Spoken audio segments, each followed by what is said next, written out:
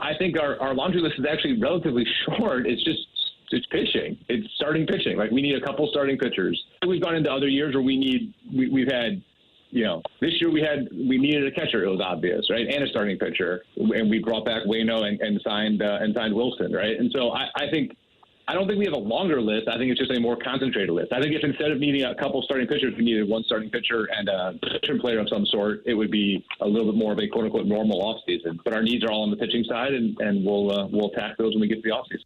That was Michael Gersh last August as he was talking to us here on BK and Ferrario about what the offseason looks like for the St. Louis Cardinals. He was pretty clear. Hey, pitching. Mo Zaylock said the same thing. Everybody was on the same idea.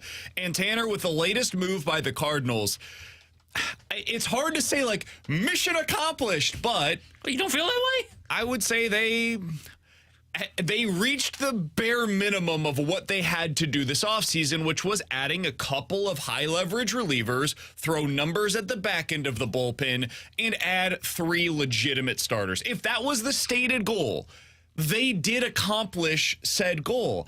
I really like the move that they announced last night.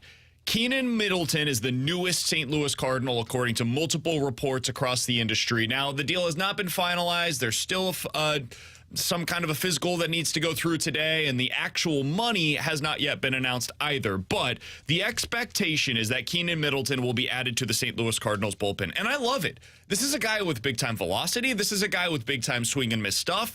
Now, he is essentially going to be Genesis Cabrera for you. He misses the strike zone a lot. He walks about 11% of the hitters that he faces. He's been on the injured list probably more often than you would like over the past few seasons. But when he is healthy and available and he's throwing strikes, he's about as good as you could possibly ask for at this point in the offseason. And if you had told me at the beginning of the offseason, BK, the Cardinals are going to add 2 leverage relievers. They will be Keenan Middleton and Andrew Kittredge. I would have told you at that point in time, T-Bone, sign me up. I don't know what the rest of the offseason looks like. If I had just let me get this and we'll see what the rotation looks like, I think I would have done it, because these are 2 really good arms that if we didn't know what they had done in the rotation side of things, I think all of us would be pretty thrilled with what they did in the bullpen. Yeah, I really like what they've done with the bullpen this year, because we talked about it last year. One problem that they had was they didn't have flexibility. They didn't have that train or that shuttle that can go from Memphis here to St. Louis. So they did that with a bunch of the smaller the roster moves where they bring in a couple guys on minor league deals. And then they've added these guys to the back end of the pen in Kittredge and Middleton. And again, we haven't seen the Middleton deal. I'm assuming this is a 1-year deal, maybe 2 at best for Kenyon Middleton. But I really like it because it is velocity, it is swing and miss, and his pitch profile is a little bit unconventional, I would say. Throwing changeups a lot, sliders a lot, and then also has the fastball to go with it, which is his 3rd used pitch. So I like that it's also someone that's got a little bit different of an arsenal, going with a different idea. Same with Kittredge, same with compared to Helsley and Gio. And now you look at this bullpen, and Kittredge didn't have a 9+ strikeout per 9, but he didn't pitch much. He had that in his All-Star season in 2021. But you look at Middleton, you look at Helsley, you look at Gio, and you look at JoJo Romero, all guys that'll be in the mix for this back end of the bullpen. All those guys had 9+ in strikeout per 9 last year, and Helsley was up near 11. So I like that they've added swing and miss. I like that they've added arms that have some proven experience, that have had success. So I think the bullpen additions this offseason, though they're not big and sexy, I think they have been really good. And I think you're right. If it weren't for the rotation, I'd look at this offseason going, this is nice. This is really good. It is. And I think because they don't have a lot of big names, people look at it and the casual fan's probably underwhelmed. Because you look at the rotation and you're like, okay, so they added Sonny Gray, which I like. Most casual fans, I would say, probably think of him more as a number 2 than a number 1. Fair or otherwise, that's, I think, the general consensus that I've come to on Sonny Gray. People are happy with the signing. They just wish it came with more. And then Kyle Gibson and Lance Lynn, I agree with this side of things. I think people say, okay, so you added a couple of innings eaters, but did you really get the quality that you needed at the front end of your rotation when those are the 2 additions with Sonny Gray? My answer to that would be no. I don't think they accomplished that goal. But if you just wanted innings, Sure, that is something that you were able to make work. Then you go to the bullpen side of things, and what they ended up adding since the end of last season, I think is really interesting, and I think they went about it actually the exact correct way when it comes to constructing a modern bullpen. They added Kittredge and Middleton as leverage relievers. Those two guys should be throwing in the 7th, 8th, or 9th inning for you this season. You mix them in with Giovanni Gallegos and Ryan Helsley and Jojo Romero. It's a pretty good group of 5 pitchers that you can throw in the back end of games. Middle innings, Ryan Fernandez is a guy that you got in a Rule 5 draft that might be able to play into like the 5th or 6th inning, mix and match with him. If it doesn't work, the cost was literally nothing. You caught him in the Rule 5 draft and you just select him and say, okay, we'll take him.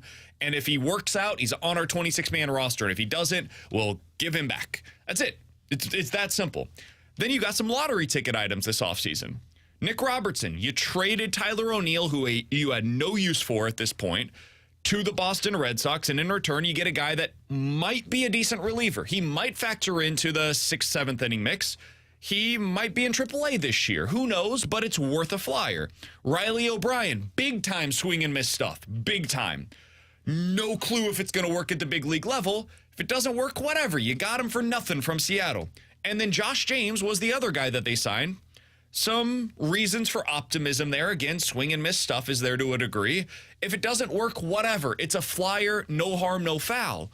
This is the way to go about it. What I've had an issue with in the past from the Cardinals is they go swing big for one reliever and then just kind of say, okay, we're good from there, and rely on internal options, hoping that the guys that they currently have in the system will just work out. Man, add from the outside. That is not a bad thing to do. And don't go spend big on relievers. They finally learned their lessons, and I think they learned the right ones in the bullpen, even if I disagree with some of what they did when it comes to their rotation. Yeah, I'm with you because I like the idea of taking flyers on guys, as like you mentioned, some of those guys that they've brought in on kind of like minor league deals or the Rule 5 draft, and just see if it works. Because if it doesn't, it's easy to move on from. And it's a guy that has like an upside of swing and miss. Like you look at like what they had last year on the 40-man, and it was like James Nail. It was like, what was the upside in James Nail? Like he didn't have swing and miss, was a pitch to contact pitcher.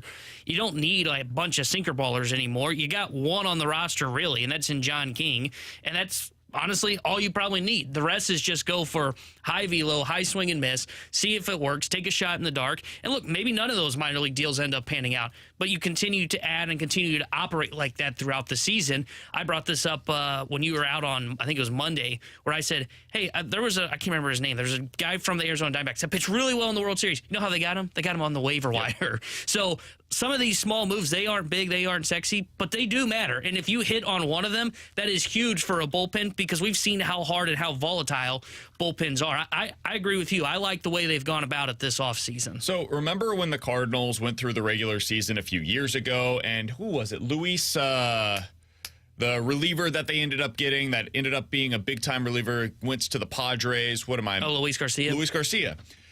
They got him for nothing. They just signed him off the scrap heap, and in the middle of the year, it worked out. But he had some underlying stuff that in his past, you looked at his history and you're like, okay, there might be something here. He throws really hard, big-time reliever. It just hasn't worked for whatever reason. And with relievers, sometimes for whatever reason, it just comes together. In one season, there's a pitch that you tinker with a little bit. You change the usage or the selection, and suddenly they go from the first base side to the third base side, and now they're throwing strikes more often. And instead of striking out 20% of the batters they face, it's 30%. And instead of having a 5 ERA, it's a 3 ERA. It's that simple sometimes. And if the Cardinals are able to go in there, fiddle some knobs, and find the right usage for some of these pitchers, you're going to come away thinking to yourself, man, they did the right thing this offseason with the bullpen. But that's not the only thing we're grading them on. So, T-Bone, when you look at their offseason and you take into account what they did with the rotation, what they did with the bullpen, the moves they decided not to make with their position player core, what grade would you give the Cardinals right now? Because I think it's probably the end of the offseason at this point, now that you've added another leverage reliever. I would go B-. I think when you look at the bullpen, though I do like the moves, there was nobody that was brought in that has a long period of sustained success. So I kind of knocked them a little bit for that. Again, I don't mind the moves, but where I knocked them is the rotation. Yeah, they got the one, and we said they needed 3 stars. But when we said what is on their need list this offseason, we said they need a 1 and a 2 to slot ahead of Miles Michaelis. They didn't get the 2, and then instead they settled for 4s and 5s and Gibson and Lynn. So they did like the bare minimum, in my opinion, to kind of improve the starting rotation. So I would say it's a B- for the St. Louis Cardinals. I would say C+. I'll go a little. I've been thinking about this all night because my immediate response was where you're at, T-Bone, which is, man, it's hard to not give them at least a B-. They pretty much accomplished the goals in the bullpen. And while I think it's underwhelming what they did in the rotation, really they're missing that one starter that would pair with Sonny Gray to lead this rotation. But that's a big omission, man. That's like going to a movie, getting a great lead role, having the perfect director, the script is well written, like everything is in place. And then you're like, oh yeah, we actually needed like a number 2 to our lead. We needed a supporting actor. And we just never found the right person for that role. So we're going to get somebody from the audience to play in that role. Oh. It's like, no, that's not what you do here. Like, this is a big time production that we're trying to put in. And suddenly T-Bone is your supporting actor. Like that, maybe it'll work out, but the odds are not in his favor. That's how I feel right now about the Cardinals. And they had every reason to be aggressive. The division stinks. The National League at the top is becoming better and better by the day. And you had a 90-loss season for the first time in 15 years. You had your worst year by winning percentage in 30 seasons. So your aggressiveness should have been there. And so while I think that the actual offseason itself is worthy of a B-, given the context of everything, I think I got to knock them a little bit more because they missed on what is like one of the headliners of their offseason. I say C+, maybe even a C. It's passable. They got a passable grade because they technically checked every box that was available to them, but they literally did nothing more than what was necessary going into this upcoming season. Coming up in about 15 minutes or so, we're going to dive into some NFL quick hitters, including the biggest news when it comes to some of the coaching moves that have taken place over the last 24 hours or so. A former name that was a head coach in the NFL is now an offensive coordinator in the NFL, and me and T-Bone are skeptical on if this one is going to work out. We'll get to that coming up in about 15 minutes or so. You guys can get your questions in on the Air Comfort Service text line at 314-399-9646. That is coming up at 11:45. We'll have Ask Us Anything. And Kiley McDaniel, our friend from ESPN.com, he's a baseball insider. We'll get his thoughts on what he thinks of the Cardinals offseason coming up in the 12 o'clock hour. But coming up next, huge trade in Major League Baseball last night. I thought it signaled two things. One, the division is there for the taking for the Cardinals. And two, man, the price for these starters is not as high as what I anticipated it to be. We'll talk about it next here on 101 ESPN.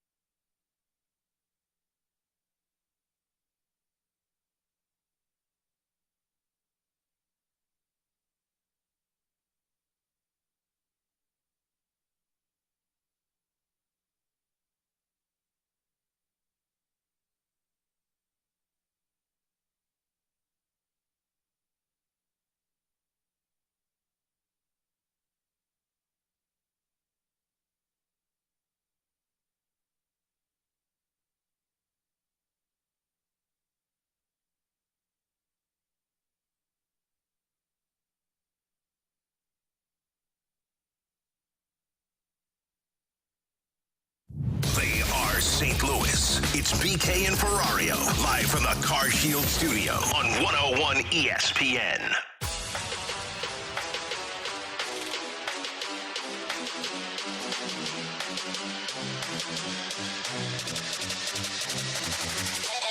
This trade, from Milwaukee's perspective, is about how good they believe DL Hall can be for a long period of time. And if they're right, they did just fine tonight, even though they traded away someone who has won a Cy Young Award. I don't know if I agree with JP Morosi of MLB Network about what the Brewers got back in return for one of the best pitchers in all of Major League Baseball. I think this could go down as a failure by them to not get enough and to remove any kind of leverage that they had as they get closer to the trade deadline. Alongside Tanner Hendrickson, I'm Brandon Kiley. It's BK and Ferrario here on 101 ESPN. Jordan Deacon running the board for us today. If you guys want to get involved in the show, 314-399-9646 is the Air Comfort Service text line to do so. So last night, the big news is that Corbin Burnes, the Brewers' #1 starter, has been traded to the Baltimore Orioles. First of all, credit to the Orioles. They finally did something in the offseason right after the ownership changes. What a time to be alive as an Orioles fan. Who could have seen that one coming? Maybe it was ownership that was a problem all along. That's quite the surprise. So the Brewers send him to Baltimore, and in return, they get a fringe top 100 prospect in DL Hall. He is a guy that was in the bullpen last year for the Baltimore Orioles, and he has big-time velocity, misses the strike zone a lot, though. There's mixed reviews on whether or not his future is in the bullpen or the rotation. The Brewers apparently believe that he's going to be a starter. We'll see. They also got another fringe top 100 prospect. That is a second base, shortstop, middle infield type, better defensively than he is offensively, more toolsy right now than he is as a pure hitter. So in return, they got two fringe top 100 prospects and then a comp pick for next year, which is the same as they would have received if they had allowed him to walk via free agency. So it's really about the two prospects. They're betting big on those two guys and not like some bigger, more vast package. T-Bone, I think the Brewers just signaled everything you needed to learn. Like they're in a rebuild. That's what this is now. They don't have Woodruff. They don't have Burnes. They are moving forward, and this is a youth movement in Milwaukee. I would assume at this point that Adames will be traded at some point. I would not be surprised to see Williams traded either now or at the trade deadline. The Brewers are not somebody that you have to take seriously as a legitimate threat in the NL Central in 2024 based on this deal. Yeah, this deal basically put any hope that they had about being a contender in the NL Central to bed, because even if they are going to say publicly, hey, we are a team that we still believe can contend in the NL Central, man, they got some pieces offensively, like you mentioned, Willy Adames, but they're better off trading him now. Same with their closer and Devin Williams, because listen to this rotation. Freddie Peralta, Wade Miley, Colin Ray, Joe Ross, DL Hall. Oof. That, Peralta's good, but he's good as a number 3 starter the way they had him in recent years. So, yeah, I think you're right. This signals that they're going into a rebuild or a retool, whatever you want to call it. I think that you can write them off as a contender in the NL Central. An Adames deal should be coming, I would expect, if it doesn't happen in the next week or so at the trade deadline. Devin Williams, probably the same thing. I was a little surprised that you mentioned this. I was a little surprised that they did this move now rather than waiting to the deadline, but I can understand where they had the thought process of, let's not wait just in case he does get hurt. Sure, and that's always a risk. Yeah, and I think that's probably why they pulled off this deal, but this is clearly a signal that, you know what, Milwaukee's ready to retool, and it is interesting coming off the signing of Rhys Hoskins, to where it was, all right, or we're going to go sign him to be our first baseman. So I was like, oh, okay, they're willing to at least say all in for one more year, and now they've already pulled the plug on that. So their messaging's been mixed, but I think you're right, it's a retool. I think the messaging is, hey, if we can get a guy that we can trade at the deadline, go ahead. That's what the Royals have been doing for years. The Pirates just did that. They just signed Aroldis Chapman. Guess who's not going to be a Pirate in August? Aroldis Chapman. He's going to be traded at the deadline. They are essentially paying $10 million for a prospect. That's what the Pirates did there. I think that if you're the Brewers, you're spending right now, and your hope is at the deadline, hey, we can flip this guy. Somebody's going to be in need of Rhys Hoskins to either be a first baseman or a DH type for them, and they'll flip us a prospect for him at the deadline, and we'll pay whatever $10 million for a prospect. So I don't think that's a bad move for them. It's just one that kind of threw us off of the scent of what was ultimately going to come. It's also possible, hey, at that point in time, the talks were dead. And then suddenly new ownership came in with Baltimore, and that revamped things with these trade negotiations. And so they pivoted and said, hey, we like this deal. We don't know if it's going to be there for us once we get to the deadline. Let's go ahead and take it now as opposed to continuing to wait. I still think it feels light. I still think the return for a guy as good as Corbin Burns should be better than this. And it makes me wonder, man, as we look to the trade market, are the Cardinals really completely out? Like, if this is what it's going to take, and for Robbie Ray, it was a salary dump. For Chris Sale, it was sending a guy that Atlanta had no real place for anymore. Like, it was basically Thomas Saggese, that equivalent for the Braves, to go and get Chris Sale, who they ended up being able to extend. Is this really what it's going to take to be able to go out there and get a starter? And if it is, like, man, I would still love to see the Cardinals get a little more aggressive to see, okay, what is out there? Shake some trees and see what kind of falls from them before we get into the spring training side of things. Yeah, I don't know what move there'd be out there now outside of maybe Shane Bieber. Because, like, I think as much as, like, we can be critical of the Brewers and the return that they got, I think this tells you what the price is for, like, a rental. No, there was no bidding war here in the offseason. Like you said, I think the trade talks may have died. Baltimore then, with new ownership, comes in and reignites the flame. But I think you're seeing, like, hey, it doesn't cost a lot to go get a rental unless it's at the trade deadline. The trade deadline is a different story. So, like, the only guy that I think may still be out there would be Shane Bieber.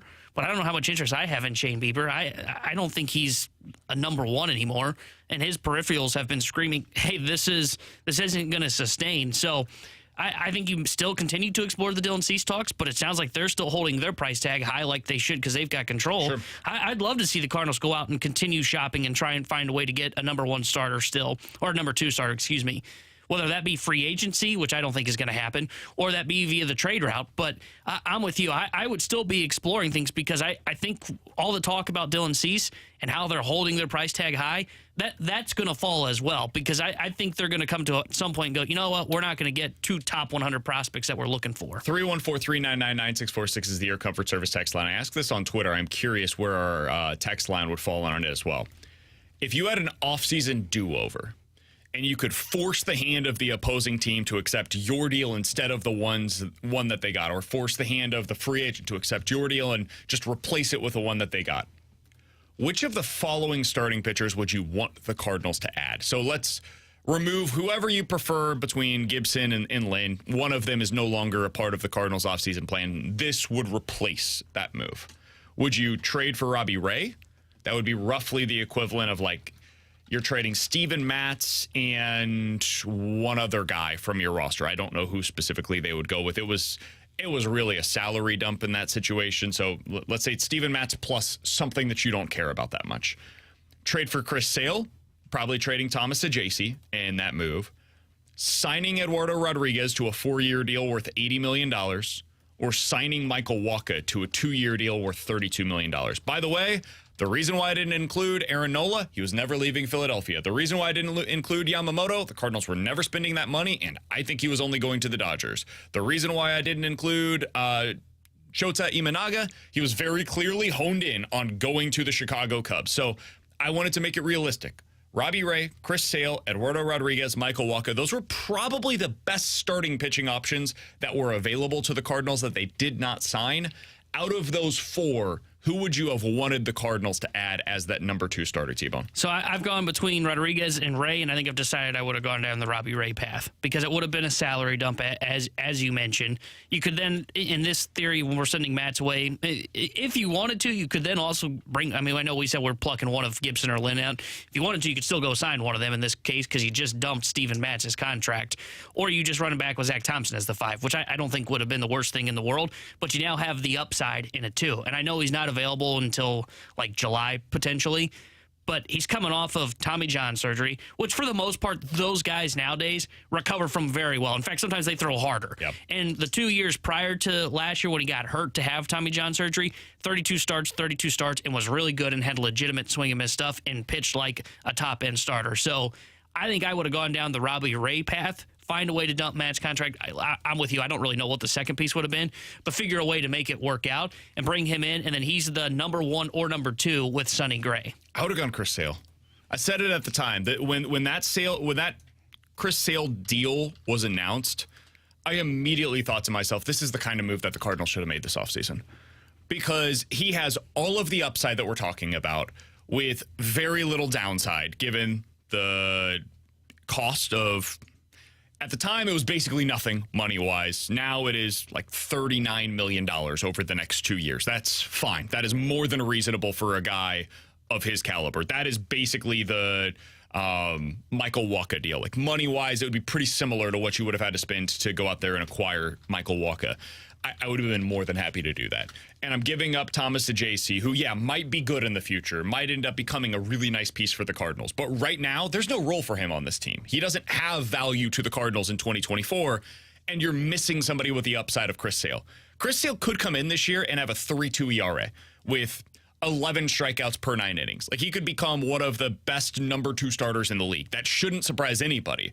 There are real injury questions there, no doubt about it. But that's okay for a team like the Cardinals. You can deal with the injury questions. You need upside right now in your rotation. I would have made that move 100 times out of 100. And that to me is the one that I think they missed on. I also would have done the Robbie Ray deal, but it's a little bit more complicated in the way that you would maneuver it. And I don't know that I would have signed Eduardo Rodriguez. $80 million for him, like, he's fine. He's nice. But would I have wanted that on the books beyond the 2024 season? Probably not. I think eventually you'd look at that as a mistake. Wacha I would have been fine with, but I don't think he has the upside that we're looking for from a number 2 starter. So I think by the deadline, you'd probably still be looking for somebody to be in that spot. And really, what did you accomplish in that scenario then? So I think it really came down to Chris Sale or Robbie Ray as the only 2 options that the Cardinals had to be able to get the starter that we're talking about with that number 2 guy, other than right now going to the market. Yeah. And the real option is go sign Blake Snell. That's the guy that the Cardinals, like, if I was in charge right now, I would just go make that move. Like, it's a lot of money. It's going to hurt probably on the back end, but he is your best option to fix the hole that you currently have. Yeah, and to your point on Snell, like, we're getting close to spring training. At some point, he's going to have to admit, like, his market's not there. I'd be willing to give him, like, a 3-year deal that has a high AAV with an opt-out after year 1. That's what I'd be willing to do right now for Blake Snell. But I think you're right with Rodriguez, because the more I looked into his numbers, I was like, man, in theory, that was like, man, look at that signing by the Diamondbacks. It fits perfect because he's a perfect number 3. And what were they missing? A perfect number 3. Cardinals are missing a clear-cut number 2/1, whatever you want to call Sonny Gray. Whichever one you say he is, that's the other one is what the Cardinals are missing. If one of these 2 was willing to accept a 1-year deal worth $30 million, and you got the okay from ownership, they won't, but let's just operate under this assumption, right? Open up the wallet. Would you rather have Jordan Montgomery or Blake Snell? Blake Snell. Yeah. It's not even close for me. It'd be Blake Snell. I think Monty's more of a 3. I think he's like in the Eduardo Rodriguez range.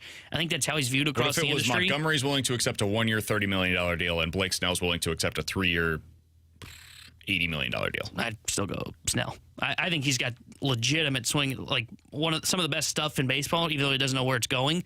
I'd sign up for that in a heartbeat. Yeah, I wish the Cardinals would do it. What we've seen this offseason is that they made a lot of good moves, I believe, on the bullpen side of things. Not really necessarily too creative, though. And on the starting pitching side of things, they did exactly what, if you were a skeptical like Alex Ferrario basically nailed the Cardinals offseason when it came to the rotation. It was all of the things that you would typically expect them to do. It was the very Cardinals-y offseason, and I wish they would have gotten away from that a little bit.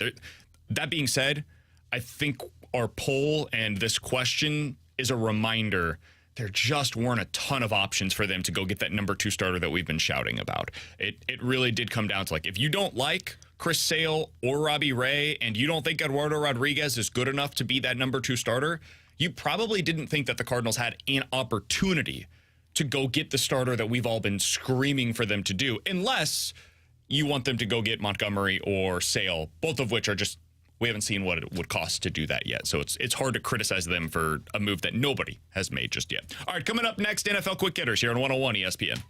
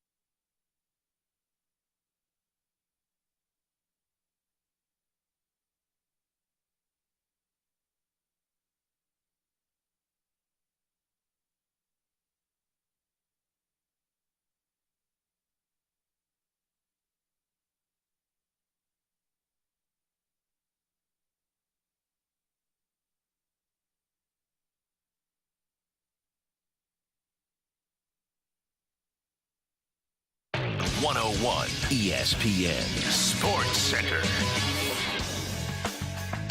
I'm Jordan Deacon. This Sports Center update is driven by Johnny Londoff Chevrolet and Johnny Londoff Autoplex. The St. Louis Blues are enjoying their time off while Robert Thomas is in Toronto making his very first NHL All-Star experience. He was drafted to Team McDavid last night, and you can watch him in action in the skills competition tonight at 6 p.m. on ESPN. Then this weekend in the NFL, we've got the Pro Bowl action for you. Coverage starts at 4 on Sunday right here on 101 ESPN. I'm Jordan Deacon. This Sports Center update was driven by Johnny Londoff. Find new roads and shop 24/7 at londoff.com and londoffautoplex.com. Are you kidding me? Giving you the picture, the real big St. Louis sports picture. It's BK and Ferrario, live from the Car Shield studio on 101 ESPN.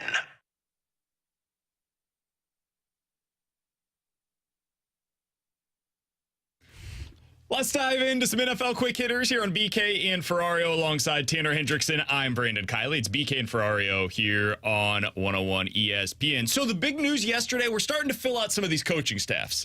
Now we've got all the head coaches hired, and it's about, okay, who's going to be the OC? Who's going to be the DC? What are we going to do with the staffs? Cliff Kingsbury, back in the NFL, ladies and gentlemen. He spent last year hanging out at USC.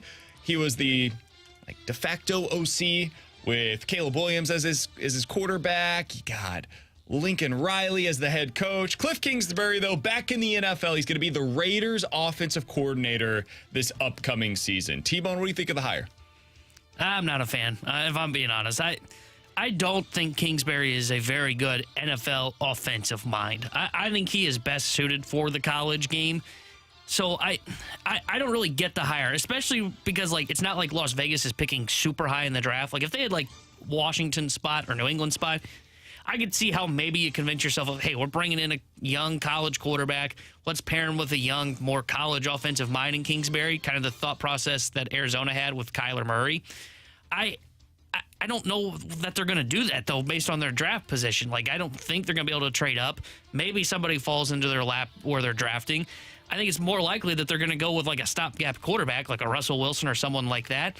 And if that's the case, I'm not sure Kingsbury's the guy for them. So I'm not a fan of this offensive coordinator hire by Las Vegas. I don't love it either. They're 13th in this year's upcoming draft. That's where they're picking right now. They also have the 44th overall selection. It's going to be hard for them to be able to move up to get one of the top quarterbacks in this year's class.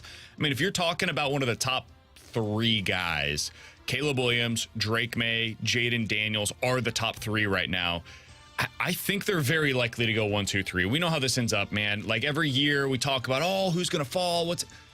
It's really the 4th guy that ends up being the one that, quote unquote, falls before we get to something like that. So, yeah, if you wanted to get Bo Nix, if you wanted to get Michael Penix, you could probably get one of those 2 there. But I don't know that that's the route that you want to go if you're Las Vegas. They probably end up with a veteran. This is probably the spot where you see a Russell Wilson or something like that. And that's not particularly exciting if I'm a Raiders fan, where I'm saying, okay, so Russell Wilson and Cliff Kingsbury and Antonio Pierce, that's my future. It's just not inspiring, to me at least. I think they've kind of fallen flat going into this offseason. Next thing up, as we go with some NFL quick hitters here on BK and Ferrario, Rick Gosselin had this stat earlier today on Twitter. Since 2020, T-Bone, 4 football seasons, there have been 35 NFL head coaching hires. 35. Of the 32 NFL teams, 24, 3/4 of the league, have changed coaches over this stretch of time. Carolina and Houston made 3 different hires since the 2020 season. 7 other teams have made multiple hires.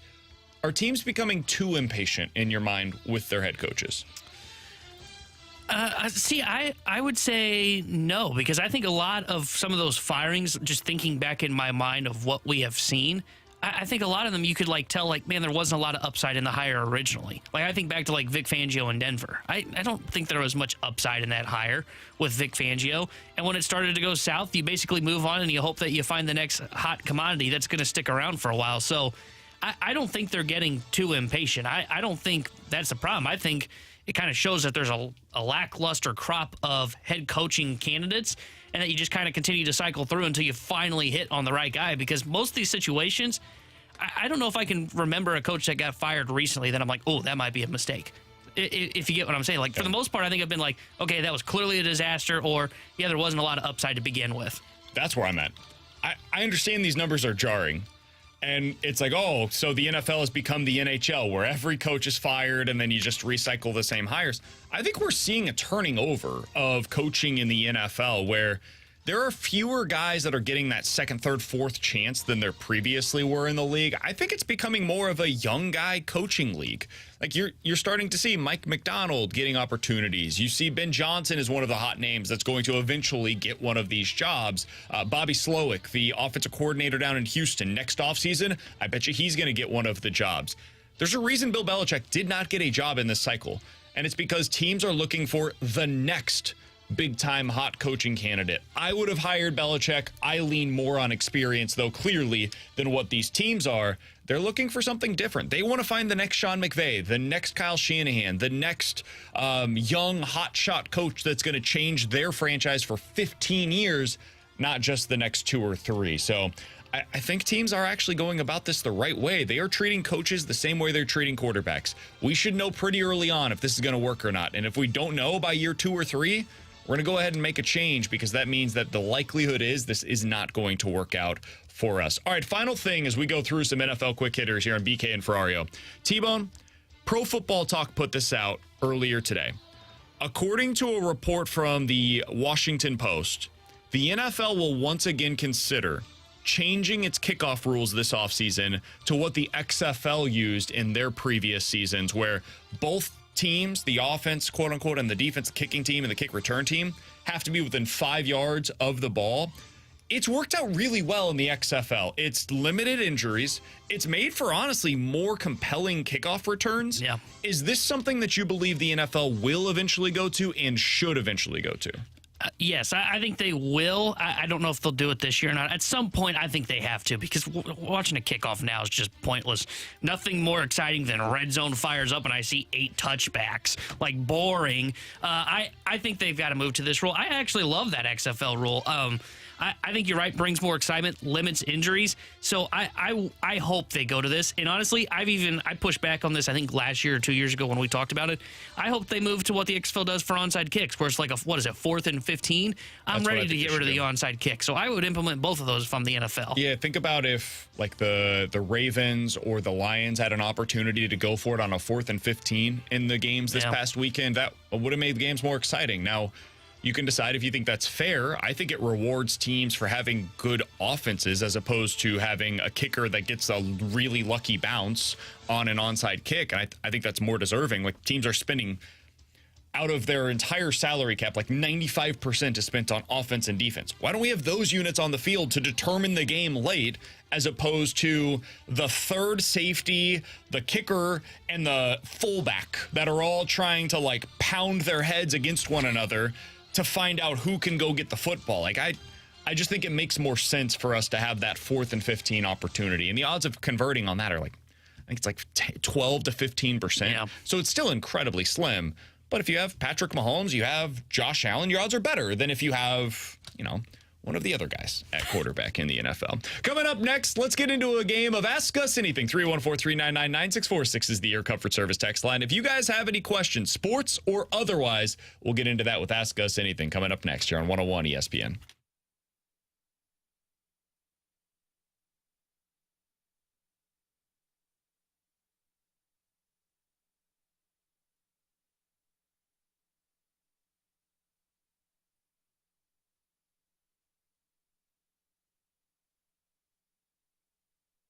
SSM Health welcomes the St. Louis Golf Expo, February 2nd through 4th at St. Charles Convention Center. STLGolfExpo.com.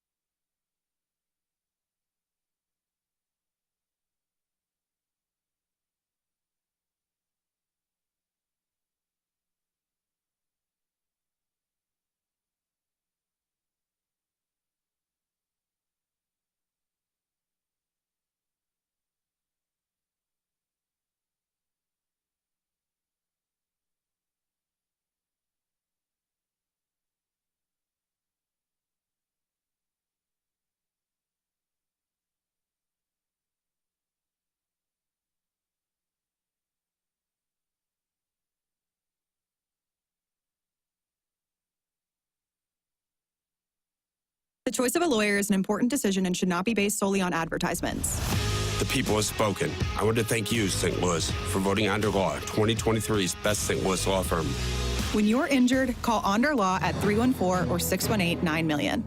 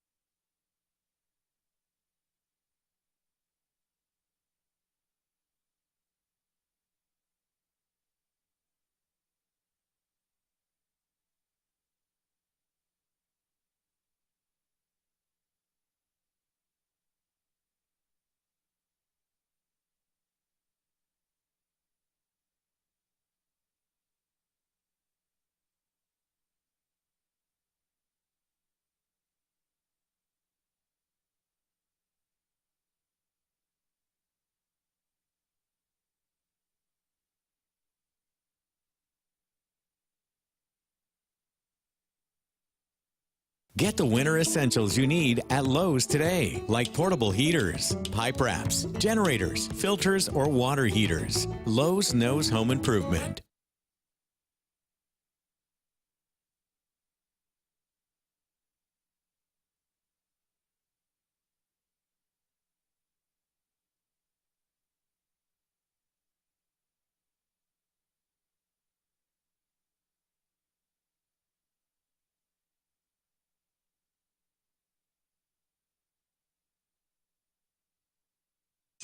We're right back to more of it. It's BK and Ferrario, live from the Car Shield studio on 101 ESPN. You've got questions, we may have the answers. Maybe. It's BK and Ferrario's questions and answers on 101 ESPN.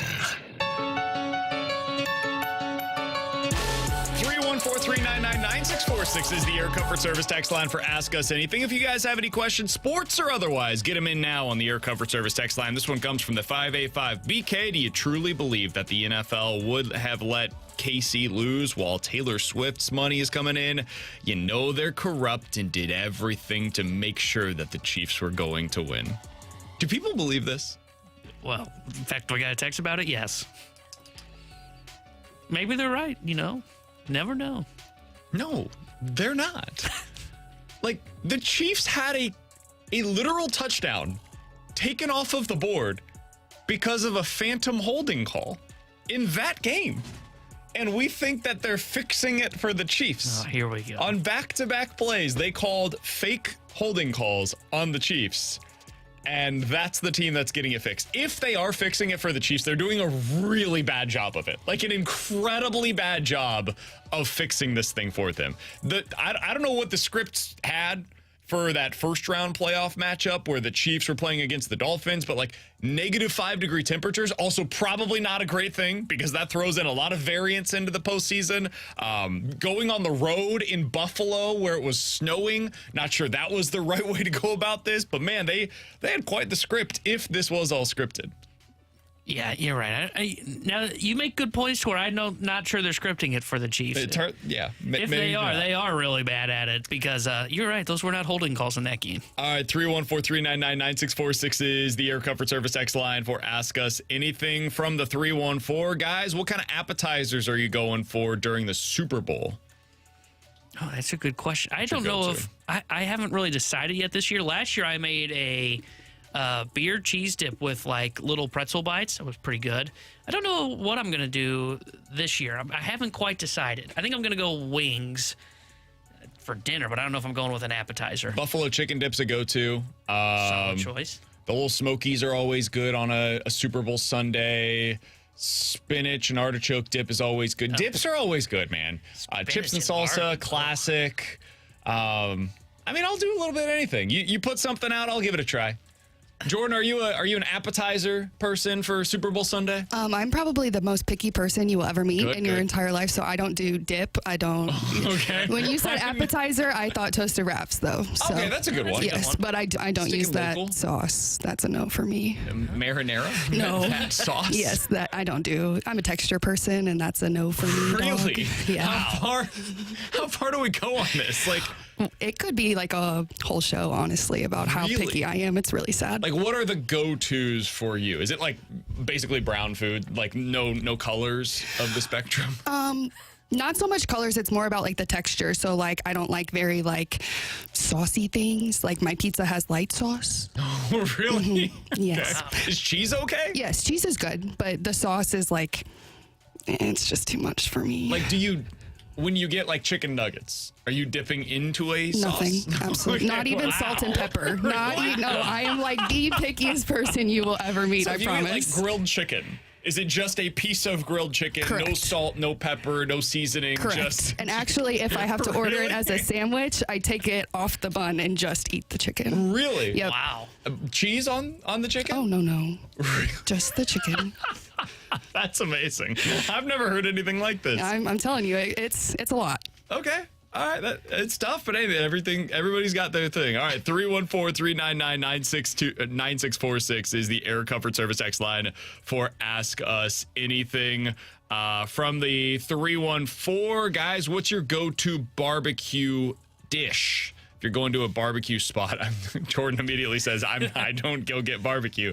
What's your go-to order? Are you getting the ribs, brisket, burn-ins, chicken, pork, turkey? Yeah, I'm just going pulled pork. That's what I'm going. That's your go-to? That's my go-to. I've never really tried burn-ins. I should do that though. Every time I see people make it, I go, man, that looks really good. But I've never tried it anywhere I've gone. I would go pulled pork, ribs, pulled chicken would be like my top three. Ribs would be a go-to. I get brisket at a lot of places. I typically go and like find out what they're known for. What is your specialty? If your specialty is pulled pork, I would like to try the pulled pork. Like if I'm going to a place, for example, Salt and Smoke, known for their sides as much as they are anything else, right? I'm gonna get the Cracker Mac. If I'm going to a place that is known for their Cracker Mac and cheese, I'm gonna get. You're immediately shaking. You won't eat Cracker Mac and cheese? What is Cracker Mac? It's macaroni and cheese with crackers in it.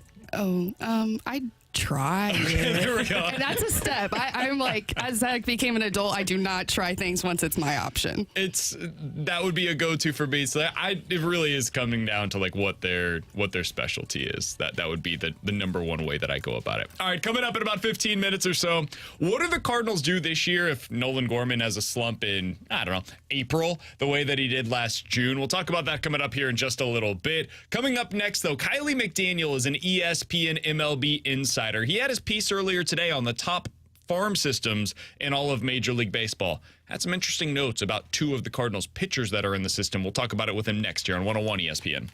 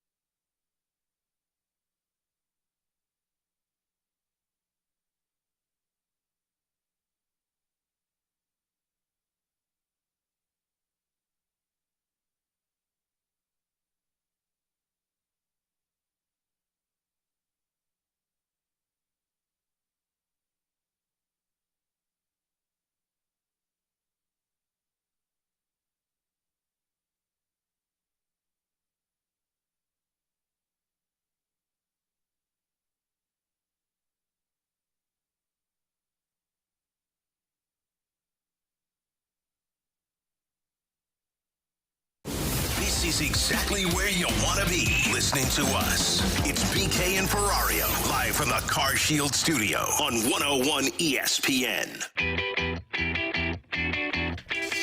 All right, let's go out to the 101 ESPN hotline to be joined by Kiley McDaniel. He's the ESPN Major League Baseball insider, joins us regularly here on the show. He also writes about prospects over on ESPN.com. We'll get to his farm system rankings here in just a little bit. But Kiley, where I want to begin is the big news that we saw last night in Major League Baseball with Baltimore trading for Corbin Burns, get one of the best pitchers in Major League Baseball in an expiring deal, and in return, the Milwaukee Brewers got a couple of fringe top 100 prospects and a comp pick. What did you make of the deal? What did you think of the return for Milwaukee? I think it was the kind of deal that they needed to make. I actually had written the blurb for the farm rankings that went up today. I'd written it 2 days ago, and I basically said they traded Hader, they lost Brandon Woodruff, and then they have Burns and Adames that are contracts are ending this year. They're not the kind of team that's going to extend probably one, but definitely not both of those guys. And they had Devin Williams coming up the next year. So it's basically like they're going to keep 0 or 1 of these guys, and they need to rely on that next wave of talent if they're going to continue their payroll where it is, which seems like they will. So they needed to turn Burns into something, and God forbid he gets hurt during the season. You can't rely on like a bidding war that'll get you more at the deadline. And if you're, in contention, maybe you hold on to him. Like, you just needed to rip off the Band-Aid and kind of get moving. And the other thing that was in that blurb from Farm Rankings today is if you look at the guys that graduated from their system last year all the way down to the guys that will start in high A this year, so all the guys that could debut 23, 24, and 25, they have 18 guys that I think could be everyday or better players. So they're going to replace those half dozen guys that were the basis of this last team with 3 times as many guys as they need to replace them. You'd think there's going to be 6 standout guys from that group, given the way that they can develop talent. Kiley, Cardinals made a move themselves yesterday as they signed Keenan Middleton, according to reports, to a deal. If this is the final move of the Cardinals offseason, what do you make of their offseason this year? I think they did what they needed to do. I think you can count on some bounce backs and, some health, things like that to kind of go in the right direction. I think they're right there in the conversation. I don't think they're on the same level as, the Braves, the Dodgers, probably behind the Phillies. And then I think they're right there in that next group, including the Diamondbacks. And obviously with the Diamondbacks, it's a good example of, like, you can make a World Series if you start the season in that area, have some good luck, get into the tournament, and kind of get hot at the right time. And I know it's not necessarily what Cardinals fans want to hear. I think they like to hear, like, we're the heavy, overwhelming favorite. But having the Brewers probably out of the mix this year, the Pirates are probably still out of the mix. The Cubs have not pushed all their chips in yet. Like, this seems like a good year to be bouncing back and kind of having the pieces in place, having the veterans, having the young players, having a good mix of guys. I think this is kind of shaping up as a good season for the Cardinals, and don't save that tape in case it doesn't happen. Can you win a World Series if Miles Mikolas is your number 2 starter, Kiley?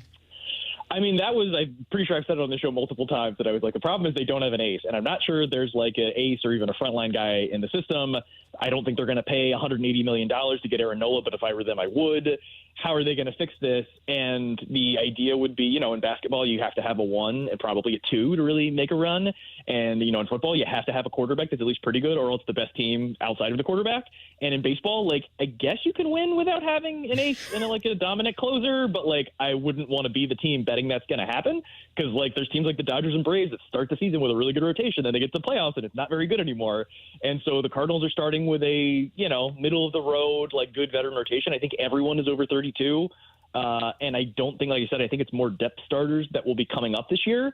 So I kind of worry that has been the weakness for the last couple of years, and they addressed it in sort of the lowest possible way, just getting veterans that can fill those holes and hoping Sonny Gray can stay together this year. And, as you can tell, like, I'm not super optimistic about that, but it's not like they can't all throw 175 innings of, 3.5 to 4 ERA ball and then win a couple playoff games. Like, I'm not going to rule it out, but, like, that's what I would worry about. Yeah, it's been our concern for the last 4 months because they got so much of this done early on in the offseason that we were just left to stew on the fact that they weren't going to get that number 2 starter.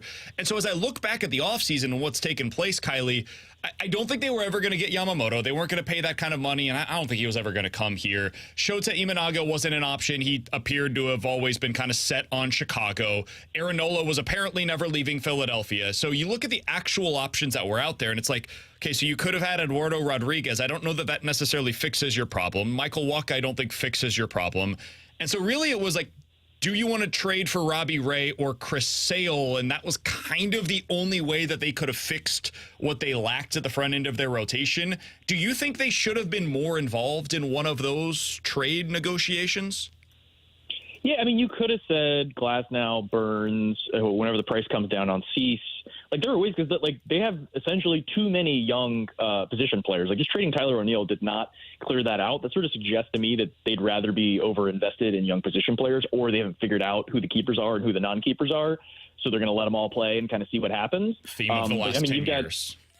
Yeah, but you've got like Victor Scott and Sagisi and Chase Davis and Mason Wynn and Nolan Gorman and Britt. Like, you have an entire lineup worth of guys that are like under 25 that either are in the big leagues or will be in the next year or two. So you don't have to have all of those other guys. And so there would be a line of thinking you should go to Seattle or go to Tampa Bay or go to Cleveland, or these places that are, they're creating these players that you need. Like, there is a way to get a frontline guy. It's just going to be something like that Burns trade where you would trade, say, Sagisi and Roby to get 1 year of Burns, probably not extend him or have him go hit the market and see what happens. And that's what you would do if you really, really wanted to win this year, which is what the Yankees are doing. Like, Brian Cashman has to win this year. If he wins 80 games, he'll probably get fired. And so he's acting like that. And the Cardinals and most of the other teams in baseball are like, well, we don't want to spend this much, or we don't want to win that bad, or we need to think about the 3 to 5 year plan. Like, how could this be sustainable? And so it's like they wouldn't say they don't want to win, but it's obviously not the number one priority is winning the most games they can this year.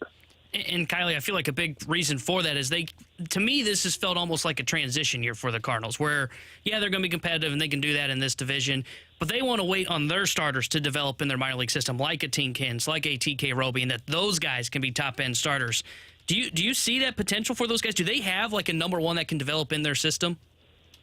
I think Hintz could be a 2 or 3 starter. I don't think he'll be a 1, but basically everything he does is above average, and you can project average to above command, and that's basically what a number 2 is. I mean, that's basically the scouting report of Jordan Montgomery, who pitched like a 2 last year. So Hintz is the guy I think you can count on. He hasn't thrown a ton of innings. I wouldn't count on him throwing a lot of innings in the big leagues, if at all, this year. I think 2025 is when he'll show up. And with young pitching, like, we don't know if they're going to come up and immediately be good, or it takes a couple years. I mean, Alex Reyes is another example of a guy that came up that was even more hyped than Tink Hintz, and it was just sort of like, well, when is this going to come together? And it just never quite did. Behind them, Roby, I think, is like a 3 if it works, probably more of a 4. Cooper Jerpy hasn't been throwing strikes. He's a 3 or a 4 if it clicks. McGreevy, I think, is a 4. Gerstefo's a 4 or 5. Reverse is a 4 or 5. It's just like a lot of guys that are nice to Liberatore, Zach Thompson. You have all these guys that are nice to have, can fill it out, can come up and be a 6 or 7 starter to start the year and then fill in as guys get injured. But like you're saying, you're still there that when Gray and Gibson and Lynn and Michaelis and these guys' contracts are up, you don't have the 1 and 2. You still have to go get that guy. And so if, for instance, you plug in Yamamoto, the entire thing changes, and that's how much money you paid. I think Gray and Gibson together this year would be the same, like 30-something that you give Nola or Yamamoto. Like, it's not like they couldn't afford that guy. They just don't want to do that kind of outlay, or didn't think that they could, get him to sign with them. It's one of those things where it's like, every team in baseball can afford to give one player $30 million. No one's payroll is $35 million. It's just a matter of, do they want to take on the risk of not having that margin for error? Because obviously paying Arenado and Goldschmidt doesn't scare them. So like they can do it, but they don't want to do it because they don't like what it means if they're wrong. Thank you. Yes. What Kiley McDaniel just said in 30 seconds is what I've been trying to say for the last 7 years on this show. Kiley, that is exactly right. Like, they have the ability to make all of these moves that they preclude themselves from. They just don't want to. Like, their spending has honestly been fine. I don't necessarily hate the fact that they're 10th in Major League Baseball in payroll. Like, that, whatever. It is what it is. The problem is the lack of aggression at the top of the market. Like, they spend on Andrew Miller, and they spend on Greg Holland, and they spend on Brett Cecil, and they go to the market for these mid-tier starters where they're signing Lance Lynn and Kyle Gibson, and instead of doing that, maybe just like, get one of the really, really good guys. So if I put you in charge of the Cardinals today, Kiley, would you be making a run right now at, like, for example, Blake Snell, who apparently nobody wants to pay? I wouldn't necessarily put my neck on the line for Blake Snell, particularly given what I think he wants and what Scott Boras wants and the way his eyes will light up if he hears a team that wasn't interested and is suddenly interested. But I think if given the entire offseason to sort of plan this out and go after the guys that you want and look at the trades and you have sort of the entire map available to you, yes. Because I've been writing a version of this for years of ESPN, but the way I look at it is there are too many teams that when you get to what is the thing they're actually trying to do, like they would say it's winning, but it's more like winning in the medium to long term, not winning in the short term. If you think back to like when you're a little kid and you're collecting baseball cards, and like I don't know if everybody did this, but I would open a couple packs and make a team out of them. Like I was basically playing like Madden franchise mode with my baseball cards when I was like 6 years old. It's just the way that I thought. If you go to that guy and say, hey, Kiley, we could put you in charge of a baseball team. You'll make 7 figures. Would you rather run the team to try to win some games and, get a pennant and, have a Hall of Fame induction where somebody says your name and like all that kind of stuff? Or would you rather manage the team for the 3 to 5 year period, and the number one thing you're trying to do is the thing that we hate about politics, where they're just trying to get reelected, they're trying to get the next contract, they're trying to like avoid risk and not get fired? Would you do that, or would you like go for it and try to do something? What do you think 6 or 7 year old Kiley would say? Sure, and I think trying to win. There maybe should be a little bit more in that, because like if you were to take like Lance Lynn and Wilson Contreras' contract and put it together, you could afford almost anyone on the free agent market just with this year's salary. And that is not the way anyone's thinking about it. There was a GM I talked to last year where he was off the record walking me through like their offseason, and because I had said some critical things about their offseason. He was explaining like, well, we couldn't do this and we offered that. And he was like, so we couldn't afford that guy. And I'm like, yeah, you could. He was like, no, we couldn't. And I was like, no, you don't want to. It's like the same point I was just making to you. And I had to like take 3 laps with him for him to be like, well, yeah, I guess we could have afforded that guy, but it was $25 million a year and I didn't want to do that. I was like, there you go. Didn't want to do it. Thank you. And he like didn't even consider that I was correct until I took 3 laps around it to be like, no. You made like 7 assumptions that you didn't want to change. And that's why you couldn't afford him. But you could change those assumptions if you wanted to. The ownership gives you like a budget. They don't tell you don't spend over $20 million on any one guy. That's just what you decided to do. So that would be how I would approach it, the way 7-year-old Kiley would, hopefully with some of the wisdom that, 38-year-old Kiley has come up with since then. Kiley McDaniel is our guest. He's one of the best to talk a little baseball with. You can find his work over at ESPN.com, where you can find his rankings of all of the different farm systems in Major League Baseball. He has the Cardinals at number 18. That's kind of the range that they've hovered in. They've been like somewhere between 10 and 20 for the last decade or so, and they're one of the best teams in the sport at producing really solid major leaguers, whether that's starters, whether that's relievers, position players, etc. So that ranking itself makes a lot of sense to me, Kiley. When you look at their system, though, who are the guys that get you excited? Where you just think to yourself, like, hey, they could be something more than just your run-of-the-mill mid-rotation starter or like a 6th-inning reliever or a really nice, like, utility infielder. Who are the guys that actually get you excited as a Cardinals observer? So there's a couple guys that have various versions of like chances to be that guy and have the upside to be that guy. Mason Wynn is obviously one. I know he wasn't good in his debut. I still think he's going to be an above average everyday shortstop. And obviously with the 80 grade arm, I compare him to doing a lot of the same things as Rafael Furcal. That's a guy that like from early in my life that I still remember because he just like ran real fast and threw real hard and played shortstop and was on some good teams. And Wynn has some of that same stuff going on. So I think that's exciting. Tink Hens is the 2nd rated prospect. I think he also has that stuff. It's a silky smooth arm action. He's just growing into stuff. And you could imagine his stuff taking one more step and all of a sudden he has 4+ pitches and he's a starter. And this is like a dude. I think Victor Scott as like a plus runner that can put the ball in play, that has sneaky power. I could see that guy turning into an above average everyday player. He actually, a little preview for you guys, was 105. So just missed the top 100. And then I think a guy that's not getting a lot of attention, like you probably remember Chase Davis, the first pick from this past year. He's corner outfielder with a lot of power, but not like 40 home run power. So, it's, similar to the guys that are on the team right now. But I would say Thomas DeGisi is a guy that's not getting a ton of attention, who was acquired at the deadline last year, who might hit 260 with 25 homers and play the infield. I think he's a notch above that kind of tier of guy you're talking about, where it's like, oh, yeah, this guy's fine. But, like, if you can get a guy better than him, you'll take the guy better than him. And DeGisi might be a notch better than that, might be, in the Gorman territory if things really click. And I don't think he's getting talked about in the way that Gorman and Jordan Walker and those guys were, just because he isn't that physically big. He wasn't a high draft pick.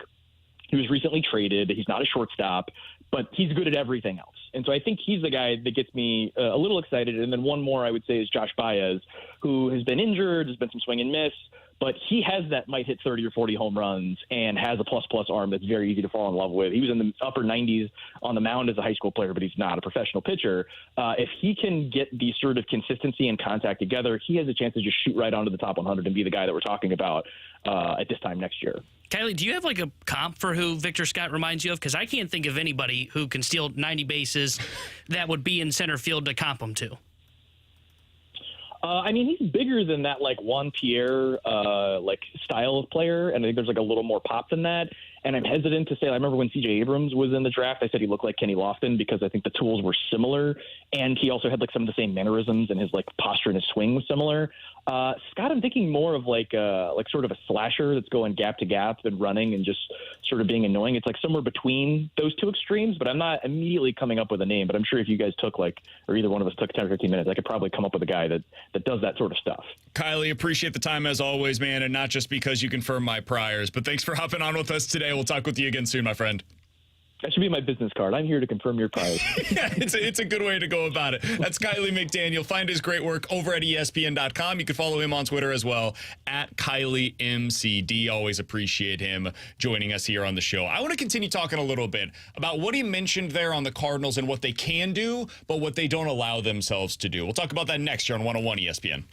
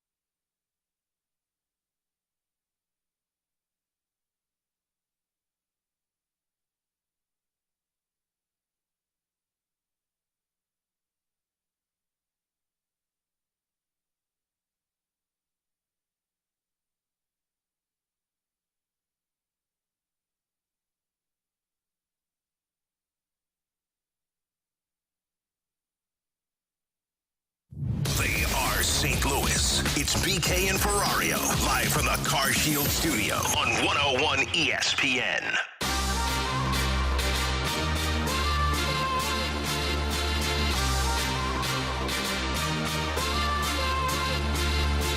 So Kiley McDaniel's a great guest. Always appreciate him hopping on with us today, mostly because he agrees with what I say. And that's the best way to get on this show. Not just once, but multiple times. Come on here, agree with BK. You will be a regular guest on BK and Ferrario. But what he agreed with, I think most of you actually agree with.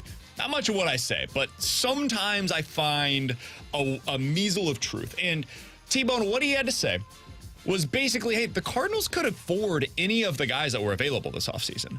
If they really wanted to, they could have gone out and signed Yamamoto. Now, I think he just wanted to sign in LA. I don't think he was coming here to St. Louis. So maybe that would have pushed him still to the Dodgers. But if they wanted to spend $30 million a year on a pitcher, they could. In fact, all they had to do was not sign Sonny Gray and not sign Lance Lynn. Put that together, you've got $30 million that you could spend on Yamamoto or any other pitcher that you wanted to go out there and find. Like if they wanted to make it work where I think next offseason, Garrett Cole has an opt-out. If they wanted to get in on the Garrett Cole negotiation and they decide not to re-sign Paul Goldschmidt, put Paul Goldschmidt's money along with one of the starters between Gibson and Lynn, that money, and boom, you've got the money. Like, you could go make that work, but they don't want to. And I don't blame them necessarily, because if you wanted to sign Garrett Cole, you're going to have to give him an 8 or 9 year deal worth like $35+ million per season. That's a ton of risk at the back end for an older pitcher. The reason why I would have been okay with it on Yamamoto is because he's young. You're getting the front end of this where you're saying, okay, we're going to get the 25 to 35, which is his prime. And then we'll live with the fact that, hey, for the last couple of seasons, yeah, he's probably not going to be that good. And we're probably paying for a surgery somewhere in there. And we'll live with it. But I do think what he said there is the heart of the issue of what the Cardinals are running into right now. They're not willing to pay at the top of the market in free agency. They're not willing to part with their biggest assets via trade for pitchers. And they don't go out and acquire the types of starters or develop the types of starters that become front-end pitchers. So you're just kind of left in this empty hole where you look around and say, okay, we're just not going to have a front-of-the-line starter. That's a tough place to live in if you're trying to compete in this version of the National League. Yeah, you're kind of stuck like in the middle, the muddy middle where they're at right now, because like you said, you don't have a clear path to getting a number one starter. And unlike where position players happen, where, let's just be honest, Paul Goldschmidt, Nolan Arenado kind of fell into the Cardinals' lap. You don't have that with number one starters. Teams are going to hold on to those, and they're going to, when they do sell them, like if they say we can't extend, for the Brewers, for example, we can't extend a Corbin Burns, they want a pretty good haul for him. It's not going to be an easy trade to get a number one starter. So I've always been on the side of, hey, it's not that they can't afford an ace or they couldn't afford someone at the top of the market. It's for some reason they choose not to do that. They choose it's better to kind of divvy up their funds and go with, okay, it's better if we kind of allocate all these resources to 3 players rather than go all in for just one, which I find kind of funny because, like, they always go in short in the offseason. You know, at the end of the offseason, what are we looking at this year? They're short on a number 2 starter. But you're not afraid to, like, go in short at, like, the back end. Like, why not spend more money to get top 1 and 2 starter and say we're short on a number 5? Instead, they said, no, let's divvy up all this money and let's make sure we have a 5-man rotation that, whether it's good or not, we don't really know, but we know what the consistency of it looks like. So I've always been on the side of would it be best to develop an ace? Absolutely, because you're going to get 3 years of him making league minimum, and you hope that it pans out well, and you've got 6 years of control. But the odds are it's really hard to do that, as we've seen. So you've got to be willing to spend that money, and that's a choice by the Cardinals. Not something they can't afford. It's something they're not willing to do. You have to be willing to spend something. You have 2 different kinds of assets in Major League Baseball. You've got either the resources that you use via your prospects capital, or you've got money. Those are the 2 ways that you can spend. And the Orioles just decided to spend with their capital. They have their prospects capital. They've got all of the prospects you could possibly ask for. The number 1 farm system in the sport, according to Kiley McDaniel, and really every ranking that's out there. So they said, you know what? Okay, we got 2 fringe top 100 prospects. And in return for these, we can get, Corbin Burns for a year. Yeah, let's go ahead and do that. What they should now do is say, okay, now we can get Dylan Cease for like 3 of those guys that we just traded. Yeah, let's do that as well. And now instead of going into next season with questions at the front end of their rotation, they'll have potentially Corbin Burns, Dylan Cease, and all of the guys that they had in their rotation last year. Yeah, that's a contender. Now you have built something that is real, and all you had to do was spend prospect capital, and they have a surplus amount of it to trade from. Well, where do the Cardinals have that? They have it on the position player side of things. Look for where Thomas Saggese is going to play. Like, try to find the spot. This year, next year, 2 years from now, 3 years from now, if they're right on the players that are currently on the Major League roster. Okay, so you have Nolan Arenado. He's going to man third base for the next 4 years, you would think. At shortstop, you believe Mason Wynn is your answer for the next 5 years at a minimum. At second base, they believe right now Brendan Donovan or Nolan Gorman will be their answer there for the next 5 years. Maybe you don't have a first baseman beyond this upcoming season, but if it's not Paul Goldschmidt, it's probably like Alec Burleson or somebody that's not currently in the organization. I don't think Saggese really profiles to fit there. So where's he playing? Where's he getting everyday opportunities on this team? I'm not telling you you have to trade him, but it's hard to find the fit for him here unless something else from this roster is moved out. So that's why I continue to look at this and say, man, there is an opportunity here. And maybe it's just at the deadline and we're being too short-minded. That's fine. I will admit defeat if they go out there and actually make the move at the deadline that they have not made in like 15 years. Because they've done that before. It's been since like Matt Holliday where they've made a trade like this at a trade deadline. So I don't really know what's to say when it comes to their history of it, other than nothing suggests that this is the kind of move that they will make. But it's the kind of move they need to make in order to bolster that pitching stuff. 100%. And I think it all goes back because, I mean, you mentioned the Holiday deal, but I don't know if there was really a deal between Holiday and up until the Arozarena deal that you could, like, circle and say, hey, look, they did this kind of move that we're talking about, where they had a lot of a certain position group in their prospect pool and they traded out to go get a superstar. I don't think they did one between Holiday and Arozarena, but the reason I put that timeline there is why do I think they've suddenly gotten really conservative in holding on to all these pieces is because, well, what is Thomas Saggese? He's the break glass in case of emergency. If Gorman does not turn out to be the guy that they think at second base, and they have to make Donovan just the all-around utility guy rather than just saying, hey, he's the second. It's probably going to be Victor Scott. So over an 8-year stretch, on opening day, there has been at least one change to the outfield every single season. Some natural churn makes a lot of sense. Like, rosters change. You want to see some turnover on a year-in, year-out basis. That you don't want things to get stale. But when you look at it every single season over an 8-year period, it means you bet wrong consistently. And if you're consistently getting things wrong, hey, maybe we should make a bet on something that we know is going to be there. That's what Goldie is. That's what Arenado is. That's what Wilson Contreras is. You know those guys are going to be franchise pillars.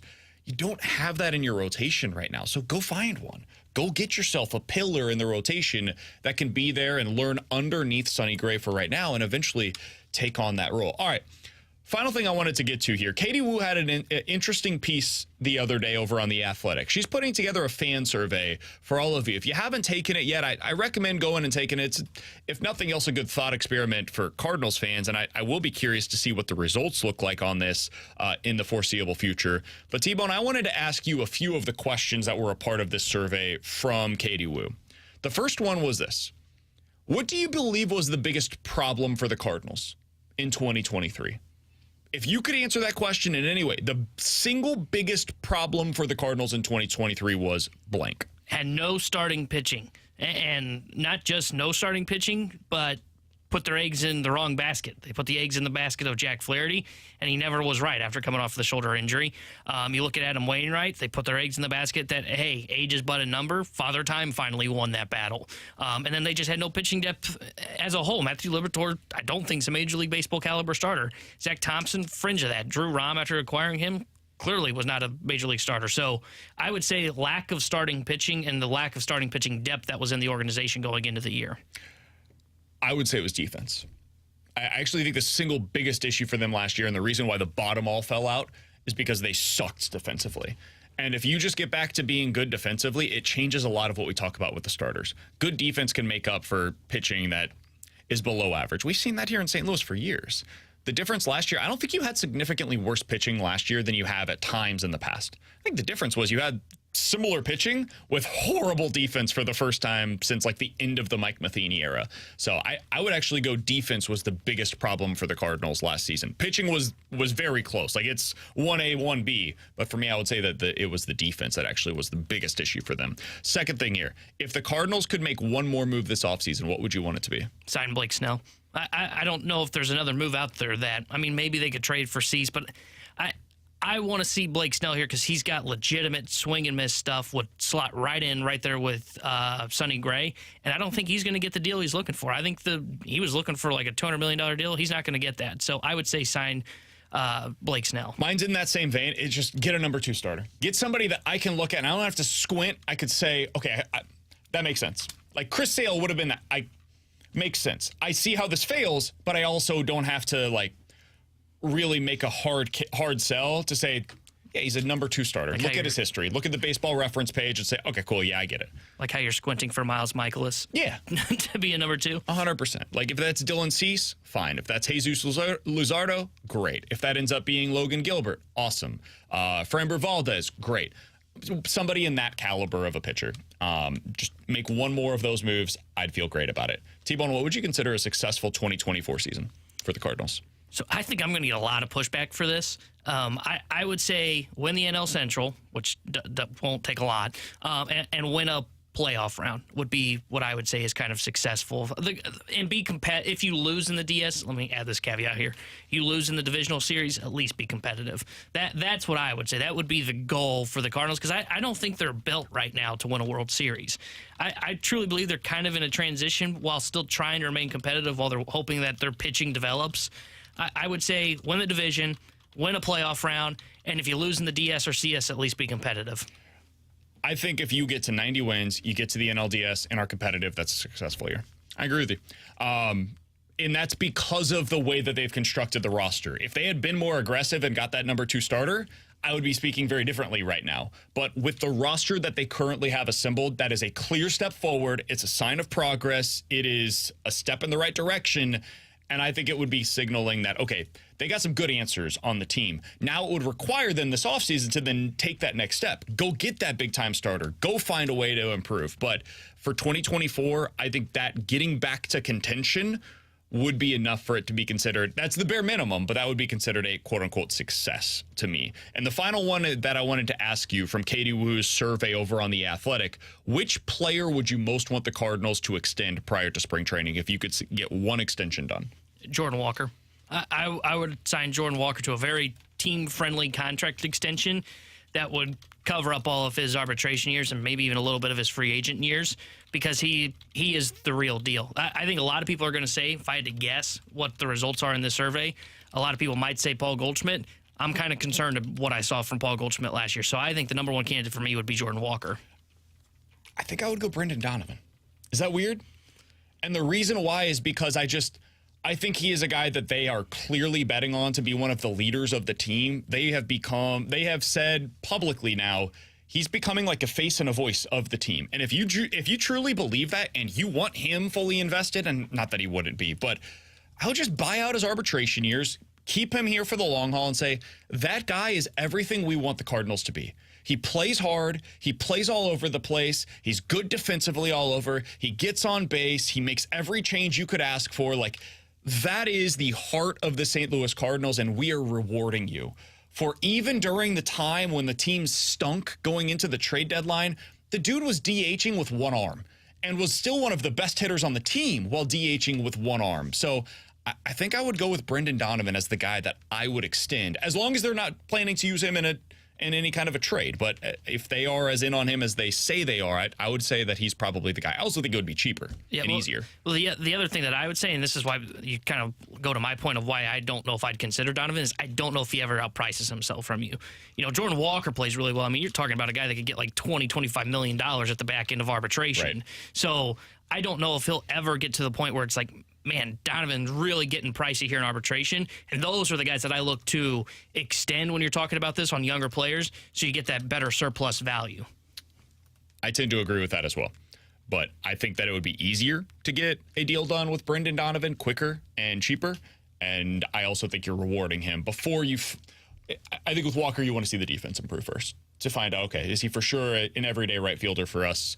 And after this season, I think that's when I would really be targeting one with Jordan Walker. All right, coming up next, the LA Kings made a huge move earlier today. They've decided that they're going to fire their head coach.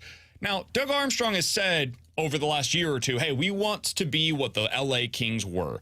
They went through a retool instead of a rebuild, and they're coming out the other end right now.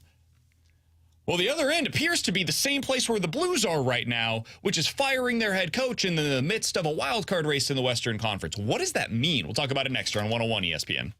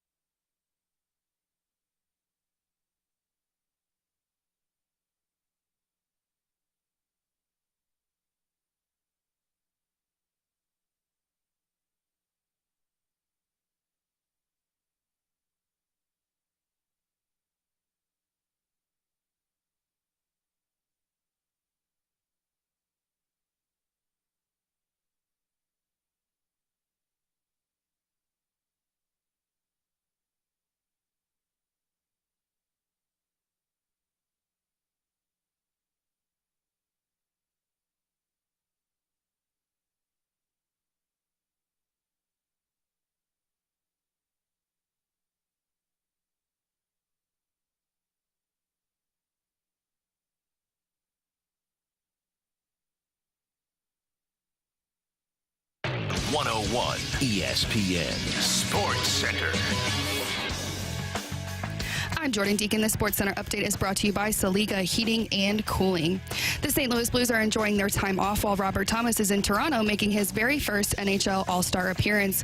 He was drafted to Team McDavid last night, and you can watch him in action in the skills competition tonight on ESPN at 6 o'clock.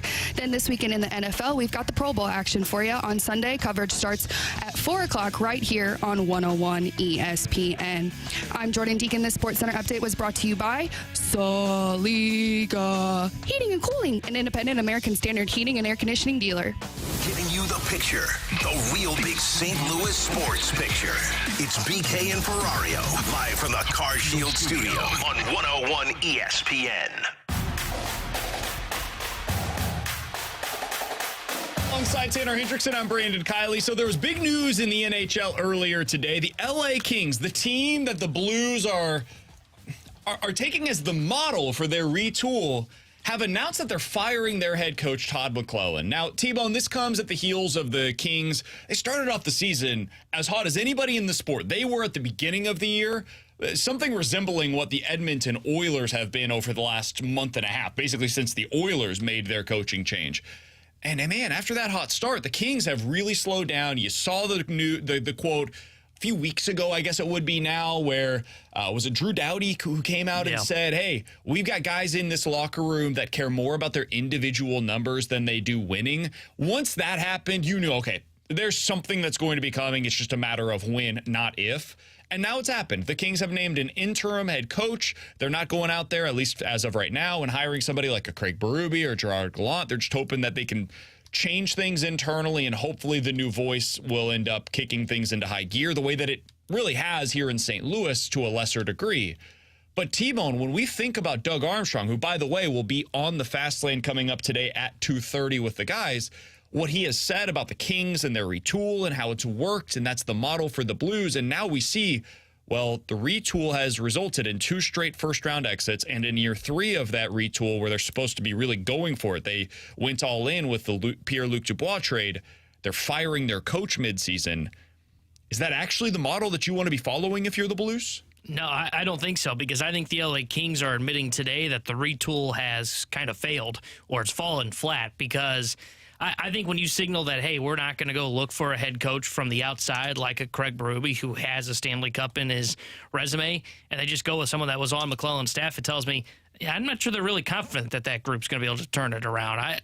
I think if you thought you had some confidence in that group and that what you saw in the first half of the year was real, you'd go out and get a head coach that has proven experience. So I think they admitted today that this retool has not worked. And I think if you're the St. Louis Blues, I think you can still look at it, and you can look at it and say, okay, where did it go wrong? What are the learning lessons from what they did? Because in theory, I could understand how Doug Armstrong looked at it going into the year, or once they sold off last year at the deadline, and said, okay, I like what they're doing. They're building. They're on the come up. They're going to be the team.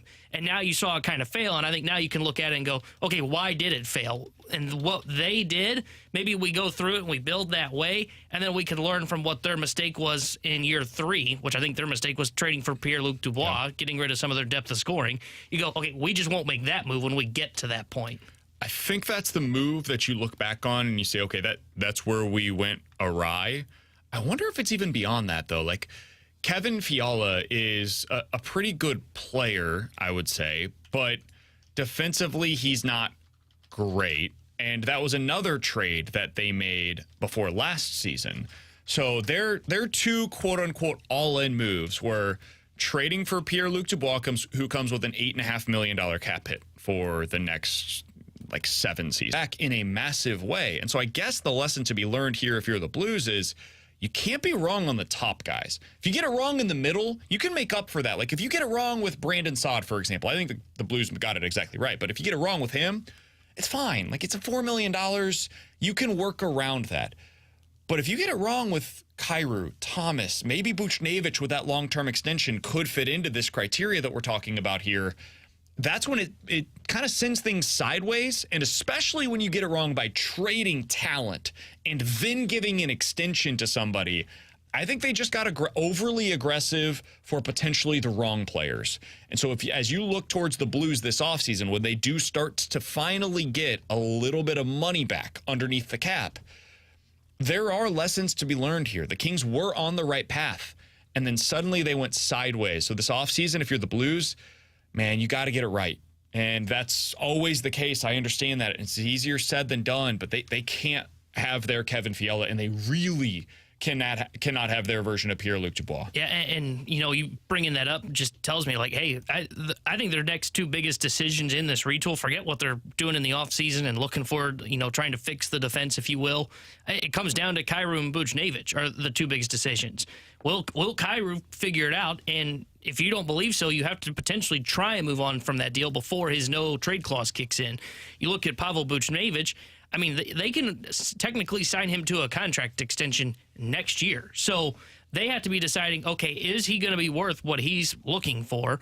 And if not, then what do? You have to trade him. You have to trade him and make him kind of the piece that we've talked about in the past of, can he be the guy that ends up pulling in the Pierre-Luc Dubois capital, which what they got was depth of scoring, and that's what the Blues are looking for. So I think you're right, and I think it really puts a bunch of pressure on Doug Armstrong to determine the future of Jordan Kyrou. Is he this guy that we're going to put all our eggs in one basket for? I know he's already got the contract, but they can try and get out of it at least for one more year. And then Pavel Buchnevich, too, is looking for his next contract. So the trade deadline is still about a month and a half away, but we are seeing some deals getting done earlier than we usually do. This is around the time when stuff starts to heat up. I mean, the Blues last year, right out of the All-Star break, I think it was 3 games in, traded Ryan O'Reilly. That was the first signal that the Blues had turned their attention to 2024 and beyond.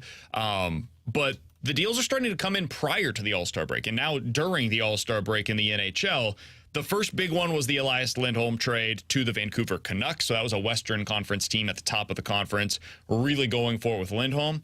The new one is the Winnipeg Jets have traded for Sean Monahan, the forward from the Montreal Canadiens. He is on a 1-year deal. It's not worth a whole lot of money. They are getting a player that is not up there in age, but is a veteran at this point in time, 29 years old. Man, Winnipeg is a really good team, and they just added another significant piece here. I think what we're going to see this year at the deadline, because of the way that the Western Conference is kind of stratified, I think you're going to see the teams at the top be hyper aggressive, because there is no obvious number one can't miss team in the West. There are just 4 or 5 of them that all have a very good chance to be able to get to the Stanley Cup final. So Colorado, Winnipeg, Dallas, Vancouver, Vegas, Edmonton, I think those 6 teams this year are all roughly the same, and I could see all of them making some significant additions. I think the power in the conferences has shifted from last year, I think it was in the East, to this year being much more at the top of the West. Yeah, I would agree with that. And I think I totally agree with what you said, where you're going to see all these teams in this Western Conference at the top get hyper aggressive because they're going to try and separate themselves. And we saw Vancouver make the aggressive move. I'll be curious to see what happens. And I find it fascinating to see what happens kind of when you look at outside those top 6, what happens in these teams that are in the muddy middle, the LA Kings who are trying to figure it out. We know we've talked about the Blues. What are they going to do? Arizona's got a ton of capital that they could move from.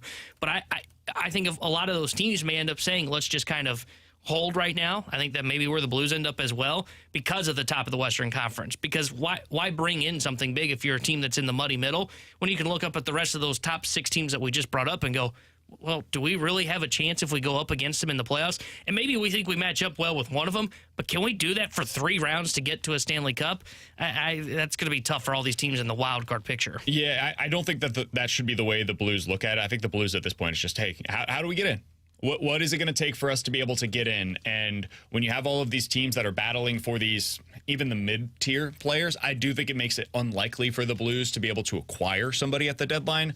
I think it means that they're probably going to be holders. Hey, can we stick where we're at, find a way to make it in as a wild card team, and just fight through the process that way instead of trying to add at the deadline. I don't think the Blues have a ton to sell this year at the trade deadline. I think most of their moves are offseason moves this time around. With Tanner Hendrickson and Jordan Deacon, I'm Brandon Kiley. It's BK and Ferrario here on 101 ESPN. In about 10 minutes or so, I want to go through and look at, compared to the rotation in the bullpen last year, how much did the Cardinals actually improve their pitching heading into 2024? We'll do that coming up in about 10 minutes or so. The Junk Drawer is coming up next here on 101 ESPN.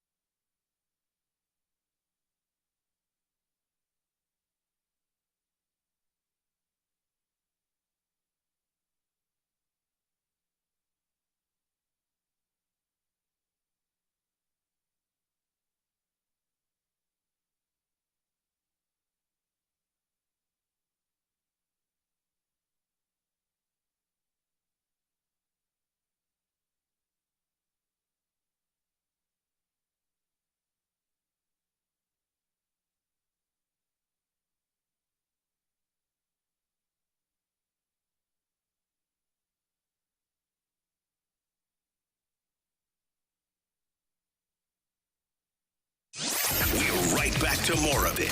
It's BK and Ferrario, live from the Car Shield studio on 101 ESPN. Let's open it up. The Junk Drawer with BK and Ferrario. Brought to you by Fenton Bar and Grill. Best trust wings in Missouri.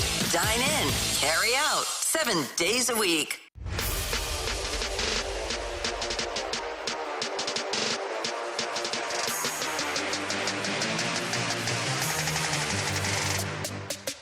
Alongside Tanner Hendrickson, I'm Brandon Kiley. It's BK and Ferrario here on 101 ESPN. We are heading into a weekend that will include almost exactly 0 sports. You've got the All-Star game in the NHL. You've got the All-Star game in the NFL. That's pretty much it. No Blues, no Cardinals. It's the last weekend where we'll be able to say that in quite some time. Super Bowl coming up next week. I think this is the worst time of the year for the sports calendar. Some will say it's right after the All-Star game for Major League Baseball. Disagree. At least with that point in the season, at that point in the calendar year, you've got the ability to go outside. Like, you just go hang out, go drink some beers next to the pool, go grill with the family. Like, go do whatever, right? Go on a walk at Creve Coeur Lake. Go over to Alton and hang out at one of the breweries over there. Like, you could do a bunch of stuff. We live in St. Louis, Missouri. It's the middle of, I guess, the beginning of February at this point in time. The hell are you going to do right now? This weekend, you know what I'm going to do? It's pretty nice this weekend. Yeah. During the day, it's going to be like 45, 50 degrees. Put on a sweatshirt.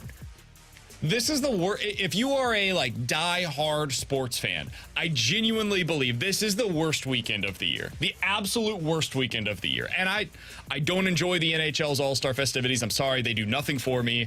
The NFL side of things, like the games, it's not necessarily for me. This might shock you. My wife loves watching them, so we'll have it on in the background, but that's it. It does nothing more for me. And so I am in need of betting on something. I am in need of watching something and consuming something sports related, and there ain't nothing going on this weekend for it. Yeah, this weekend is brutal because you're right. First off, this is 11 days without Blues hockey. There's nothing going on. The local basketball teams aren't very good. I agree with you. You have Vandy versus Missouri in basketball. Yeah, I would pay to not watch that. Yeah. I don't need to be a part of that. They both don't have an SEC win. Nobody wants to watch that. Yeah, there's nothing going on. And I get your point about going outside because, though, yeah, you could go outside and do something. It's not great to do it when it's cold. I feel like it's been cloudy every freaking day. Now, let's just compare. What would you rather go outside? During the All-Star break in the summer or now? Well, I don't know. How hot is it going to be in July? Get out of here. Get the hell out of here, man. You know the summers in St. Louis suck. Go to the pool. Oh, okay, yeah. Yeah. You can find ways to make that pretty enjoyable. Go on a float trip? Yeah, you can find some things to do with that. And the reason I don't like the baseball All-Star Week, but at least I think the MLB All-Star Game is fun, interesting. I think it's the best in all of sports. And it's only 4 days. Then the Cardinals are I'm looking at their schedule now. They hit the All-Star break on the 15th, which is a Monday. They are back in action that Friday at the Atlanta Braves. Yes, please. That is so much better than this one. 314-399-9646 is the Air Comfort Service text line from the 314. Boys, this is the weekend to clean the garage. I would be curious on the text line or the YouTube chat, youtube.com/101ESPN. We've been getting after it over there. It is a rowdy bunch over there, and I was unaware of that. I need to be checking the YouTube chat more often. I have not been good about that thus far. I will be doing so moving forward. Hot damn, they are up and down, hot and cold, I would say, with our show at times. What are you doing this weekend to pass the time? I am, no joke, I read this text and I was like, so incredibly relatable. I am cleaning out our storage area downstairs. That is on the docket for this weekend. It is officially time. I'm going down there. We moved in 3 years ago this March, I guess it would be, and we have not reorganized since moving in. So you just add in stuff. Every time that you're bringing something down, it's just getting added to the mix of what was already down there. So eventually it's just exploding with stuff. That's where I'm at. It is time to officially attack that this weekend. T-Bone, you've got an apartment. I would assume it's officially cleaning weekend for you? Yeah, it'll be a cleaning weekend. You know what I'm doing? I'm going to get a lot of crap for this probably on the text line. I'm taking down the Christmas stuff this weekend. It has not come down at my apartment yet. We just did that this week. Oh, then I don't feel so bad. Jordan Deacon, our producer today, is astonished, taken aback by the fact that we were so late on this. That is something that you have to do in between Christmas and New Year's. You start the new year off right. Have a newborn and let me know how that goes. Yeah, okay. No, forget that rule anyways. I don't have a newborn. I love the Christmas spirit, so I put that stuff up November 1st, and it don't come down until February 1st. So really? Well, we're on the second. This was the plan. Yeah. This was not I've been busy. I mean, I have been busy, but this was ideal. I'm not going to do it till the first weekend of February. This is when I get home today. I am starting the process of taking down the Christmas stuff. My God, man! Have a little Christmas spirit. It's February. So. Name a better time of the year than Christmas. I'll wait.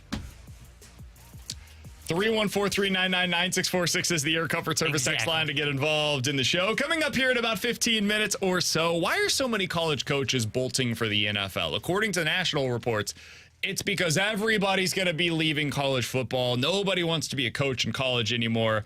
I call nonsense. We'll get into that coming up in 15 minutes. Coming up next, did the Cardinals actually improve their pitching from where it was at this point last year? We'll talk about it next year on 101 ESPN.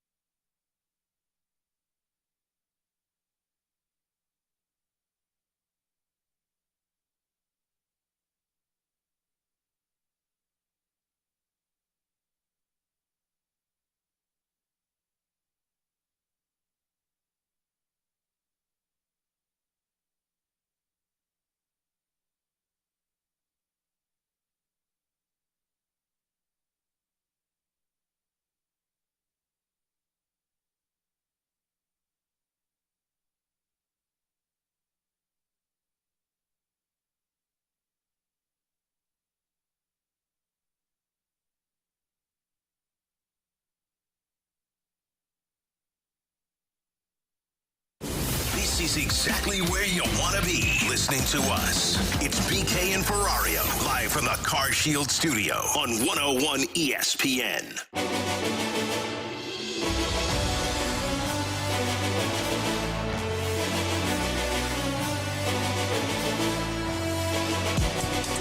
So did the Cardinals actually upgrade their pitching from where they were at this point last year to where they are now today? Alongside Tanner Hendrickson, I'm Brandon Kiley. You've got BK and Ferrario here on 101 ESPN. T-Bone, I think my answer is a shrug emoji. Like, yeah, technically they did. They probably did. It just depends on how you view it. I think they have a lot more certainty going into the season today than they had at this point last year. Last year, they were betting on upside. They were betting on hope, belief, maybe, possibly injury, like a lot of stuff that had to go right for them. But if it did, you could see how it would work out. I said going into last season, I was obviously incredibly wrong about this. I actually didn't mind their plan. I didn't think they really had an alternative. You've got Jack Flaherty coming back from injury. You got to bet on it. Like, what's the alternative? You're just not going to have Jack Flaherty as a part of your rotation? It's why we had him in our top 5 in the most important Cardinals heading into last year. It failed spectacularly. That bet that they placed upon him couldn't have gone any worse. They bet on Adam Wainwright. I had my skepticism in a big way about that. I said early in the offseason, T-Bone, if I told you could have Charlie Morton or Adam Wainwright on the same contract going into last season, who would you rather have? Like, would you be willing to give up the whole, hey, it's Waino's final year, the send-off tour, to maybe upgrade to Charlie Morton? My answer to that question was yes, but the Cardinals were never going to do that, so they bet on Adam Wainwright for one final year. They also bet big in their bullpen.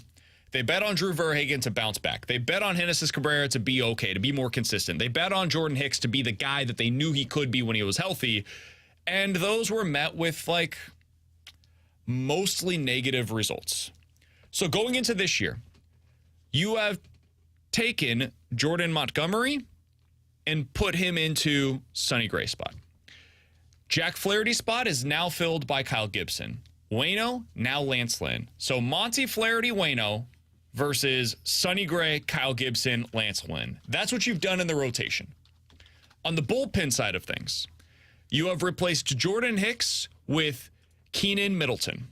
You have replaced Chris Stratton, and what I think is a huge upgrade to Andrew Kittredge. By the way, the interview with Andrew Kittredge was really good earlier today. If you missed it, check it out on the podcast page, 101ESPN.com, and the free 101 ESPN app is where you go to find it. He was on with the opening drive. Genesis Cabrera is JoJo Romero. And then Drew Verhagen's spot will be filled by one of the lottery ticket items. Fernandez, Robertson, O'Brien, James, maybe one of the young guys. Somebody will fill that role, and that will be filled what previously was Drew Verhagen. So Hicks, Stratton, Cabrera, Verhagen are now Middleton, Kittredge, Romero, and then the lottery ticket items for your bullpen. T-Bone, in your opinion, have the Cardinals actually upgraded their pitching from where they were at this point last year?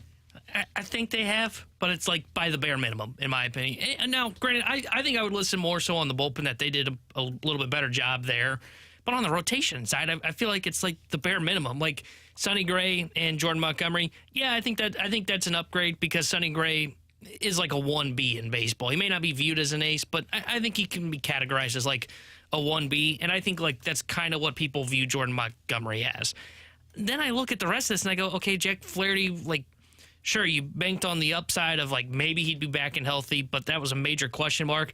And now I get Kyle Gibson, which, to your point, yeah, it's more certainty. But then I look at the numbers, I go, yeah, this guy had a 5 ERA 2 of the last 3 years and was close to that again last year with Baltimore and has been a below league average pitcher in terms of ERA plus in the last 3 years. So, sure, I got more certainty. I don't know how good the certainty is.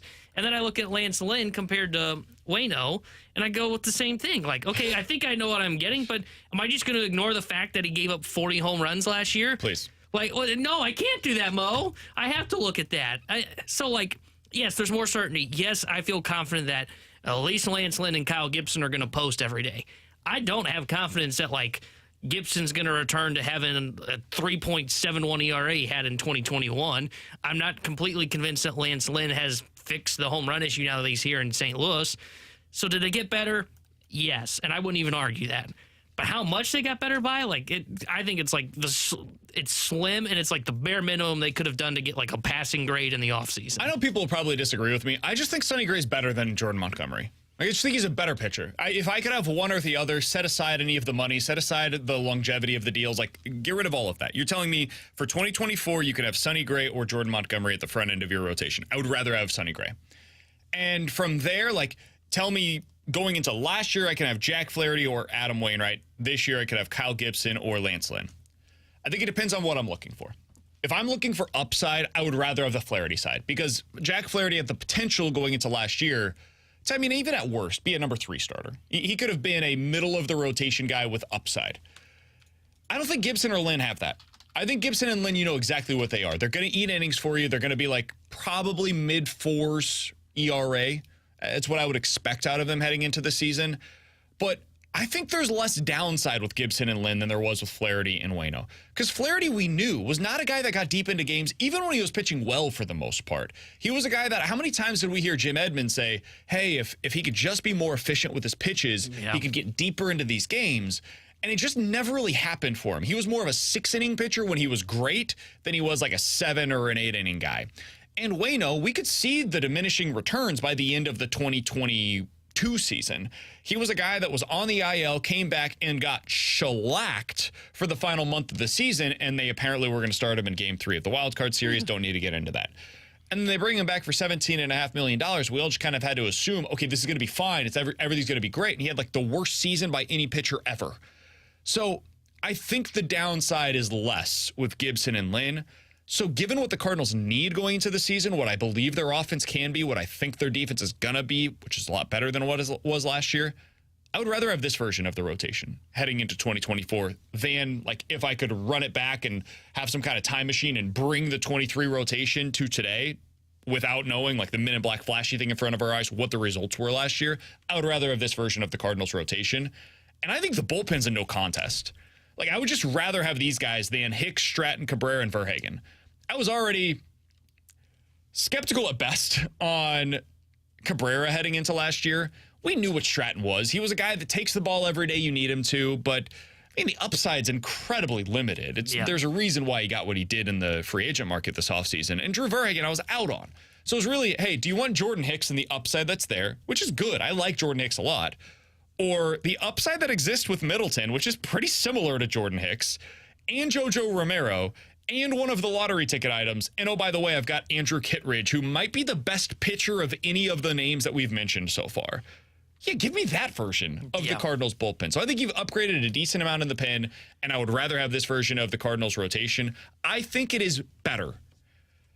I just think you needed to get so much better that the fact that we can even have a conversation and it's like, maybe you could argue the other side is a little disappointing to me. That's what I was going to bring up because, like, I look at the rotation that we're just now looking at and comparing, and I'm going, man, these are, like, both blah. Like, these aren't good choices. This is, like, option A is pretty bad. Option B is just slightly better, but still categorizes as bad. And I look at that and I go, that goes back to our Kiley McDaniel point of you could have gotten a number 2. You just chose not to. Like, if I said that the rotation was last year, Monty, Flaherty, Waino, and then you could choose between Gray, I don't know, insert your number 2 starter here, and then that 5th one is Zach Thompson. I would have taken that one, and it wouldn't have been close because this rotation is, yes, I think you're right. You know what it is, but I'm not sure that's good enough still for the St. Louis Cardinals. And it just depends, I guess, on what we're grading this on. Because regular season-wise, I could hear the argument where it is, hey, they could win 85 games to 90 games with this rotation. Sure, but you're not winning squat in the playoffs. And that would be my counterpoint of, these are both bad options because I want the options to your point on, like, the upside of Flaherty of, yeah, if that hit, man, they had a pretty good rotation potentially going into the playoffs last season. 314-399-9646 is the Air Comfort Service text line to get involved in the show. That is the Air Comfort Service text line. From the 618. Every Cardinals segment on this station comes back to the Cardinals need a front-end starter. Guys, we get it. There's a reason for that. It's because that is what every conversation about the Cardinals should be about. Guys, the Cardinals are good elsewhere.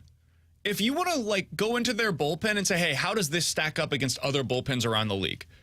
Especially if you dive into the nerdy numbers, it's one of the best bullpens potentially heading into the season in all of Major League Baseball. There was a list that came out yesterday. Now, the list is kind of junk, but MLB Network's top 10 relievers in baseball right now. Ryan Helsing was number 2 on that list. So at least according to one list, they have a top 5 reliever in the sport. Their 8th inning guy is Gio Gallegos, who, had a down season last year, but prior to that was one of the most consistent relievers in the sport. You've got Andrew Kittredge, who is honestly one of the more underrated relievers in all of baseball. Keenan Middleton kind of found something last year, which might make him into one of your best swing and miss relievers you've had in years. Jojo Romero was really good down the stretch last year. Like, you have the makings of a very good bullpen. Defensively, this team has the potential to be very good. Goldie and Arenado are Gold Glovers. You look up the middle, I think they're going to be fine at second base, and I think they've got a potential Gold Glover at shortstop. Left field, you've got a plus defender. Center field, plus defender. Your 2 spots where you're not a plus defender are really catcher and right fields, and whatever. And I expect right field to actually get to average probably this 100%. year. So defensively, you're okay. Base running wise, you've got 2 guys at the bottom of your order that have the potential to steal 25 bags this year, and all the way throughout, you're at least semi-athletic. You look at what you have with the offense, I think they have the chance to 1 through 7 be the deepest lineup in the league this year. Now, the Dodgers have a better lineup because of what their top 4 is, but you could have 1 through 7 different dudes that are at least 10% above league average offensively. So, of course, everything comes back to the number 2 starter. Everything comes back to the fact that they don't have that guy in their rotation. Because as you start to look at, okay, what are the boxes you have to check to be a contender in the National League? I think it's the only one they don't check. Genuinely. I think they check every other box that I would look for from a contender other than, do you have a number 1 or a number 2 starter? They might have one of those 2 things in Sonny Gray. They don't have the other. So, I also hate that every conversation comes back to that because it's really annoying and monotonous. But that's where the Cardinals are. There's a reason why every single one of these conversations comes back to the same point in the end. Yeah, and if you held up I'm going to use the Diamondback, or here, I'll use the Braves here. If you held up the Braves lineup to the Cardinals lineup, you would favor the Braves because of their top 4. But again, I don't think they're slugging 500 as a team again. Somebody and a couple guys probably going to drop off for the Braves. And then you look at the rotation matchups, okay? You've got Spencer Strider versus Sonny Gray. You know what? I would probably favor Strider, but I give you a fighting shot with Sonny Gray. But once I get to number 2 and I go, they're going with Max Fried versus Miles Mikolas. I don't even think it's close. Or it's not even close. I could hear, if you said they go with Chris Sale versus Miles Mikolas in Game 3, I would favor Sale, but I could see where in Game 3 you go, you got a fighting chance. It is the number 2 spot for them. And it's why Miles Mikolas, you've mentioned this before, it's if not the most important Cardinal of the season coming up this year, he's the one that's got the most pressure on him this year because he has to live up and get back to being a number 2 starter because they basically are saying, hey, what we saw in 2022, what we saw from him in that All-Star year, and I think it was 2018, that's the guy that we think Miles Mikolas is, and that's a number 2 starter that can compete with all those other guys in the playoffs. So 314-399-9646 is the Air Comfort Service text line. Lisa's checking in on the text line, and she's upset because I'm being optimistic about the offense, and a lot of people are down on the offense compared to where I'm at. And I understand that. If you are somebody that watched what the games looked like last year and you came away thinking to yourself, man, this is not the offense like 2013 or 2015. They're not clutch. They're not coming through with runners in scoring position. They're not driving runs in often enough.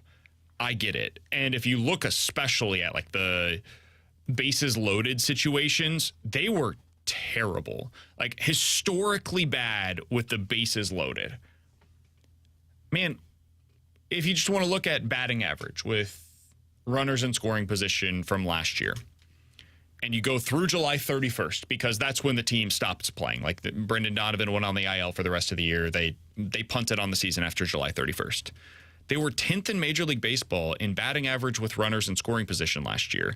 The only National League teams that were ahead of them were Colorado, Coors effect, the Dodgers, the Cubs, and the Giants were basically the same. And by the way, the Cubs were at 267, Giants 266, Cardinals 265. So the only National League teams that were tangibly better than the Cardinals with runners in scoring position, just if you go by batting average, were Colorado and the Dodgers. This is going all the way through July 31st. So it's not a significant difference there. And if you look at OPS, you want to get a little more nerdy with it, The only teams that were better than you with runners in scoring position in the National League through July 31st of last year were the Dodgers and the Braves. This offense is really good when it's healthy.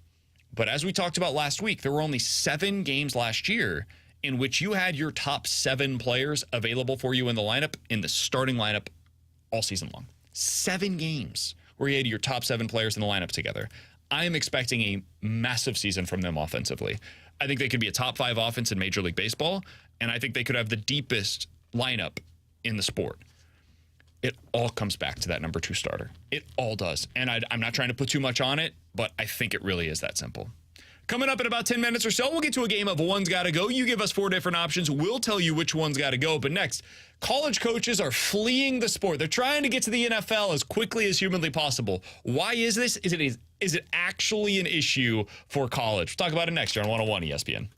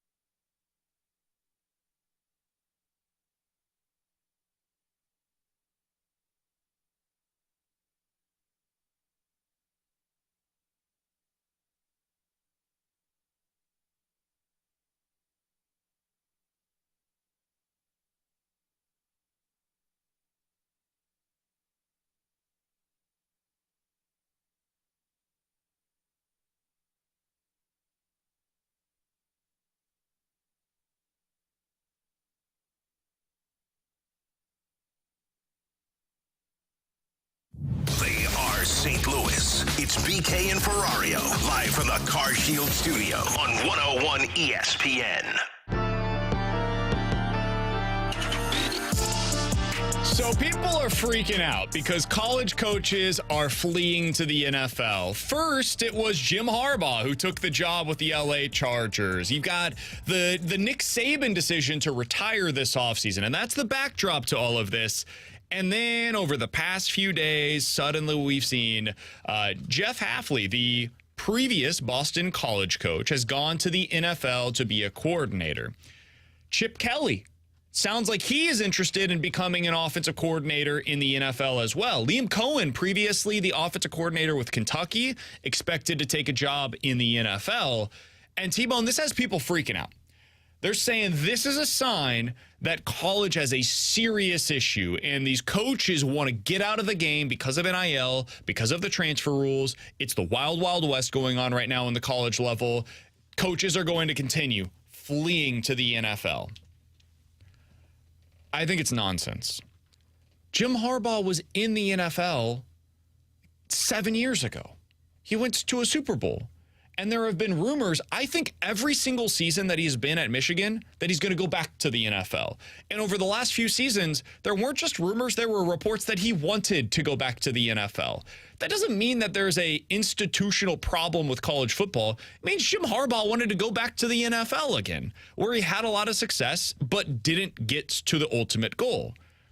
Chip Kelly, he already left college football once prior to NIL or transfer rules changing when he was the head coach of the Oregon Ducks and took the job with the Eagles. So maybe the NFL just interests him. And oh, by the way, he's entering this season at UCLA on the hot seat, even if he stays in the college level. Okay. So Jeff Hafley, the Boston college coach, he's probably the one that has been most used as the figurehead for all of this, right? My dude's won 6, 3, and 7 games over the last 4 seasons at BC. Maybe he's just like, hey, I can't win here. This is not going to work for me. That one I would believe. And it seems like his personality would lend itself to, I don't want to deal with all of this stuff off the field. Let me just go coach some defense somewhere. I'll go to the NFL instead. Liam Cohen has spent more years over the last 6 in the NFL with the Rams than he has in college, where he spent 2 seasons with Kentucky. So that's more of an NFL background for that guy. So, T-Bone, I think all of the issues that people are talking about when it comes to, hey, finding out what you can do for this to be a more sustainable sport moving forward, yeah, those are real. College football has some stuff that it's got to get its hands around right now. But these coaches that are leaving for the league, they're not hard to explain. And if you look at it for 2 seconds, you can see, okay, Jeff Hafley, not a lot of success up at Boston College. Chip Kelly on the hot seat. So sure, if you can find a good, well-paying job in the NFL, you should probably leave for that. Liam Cohen, as an NFL mind as much as he is a college mind, his college offenses are quote-unquote pro style.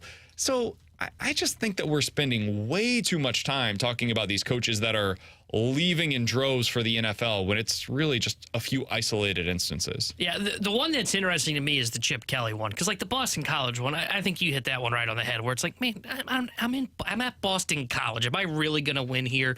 Probably don't have a great NIL foundation, so I could totally get where he says, you know what, deuces, I'm going to the NFL. The Kelly one's interesting to me because Though he will enter the season on the hot seat, man, being fired from a college job doesn't sound all that bad. Because I just looked this up from his recent contract extension. If he gets fired before December of this year, he gets an $8.5 million buyout.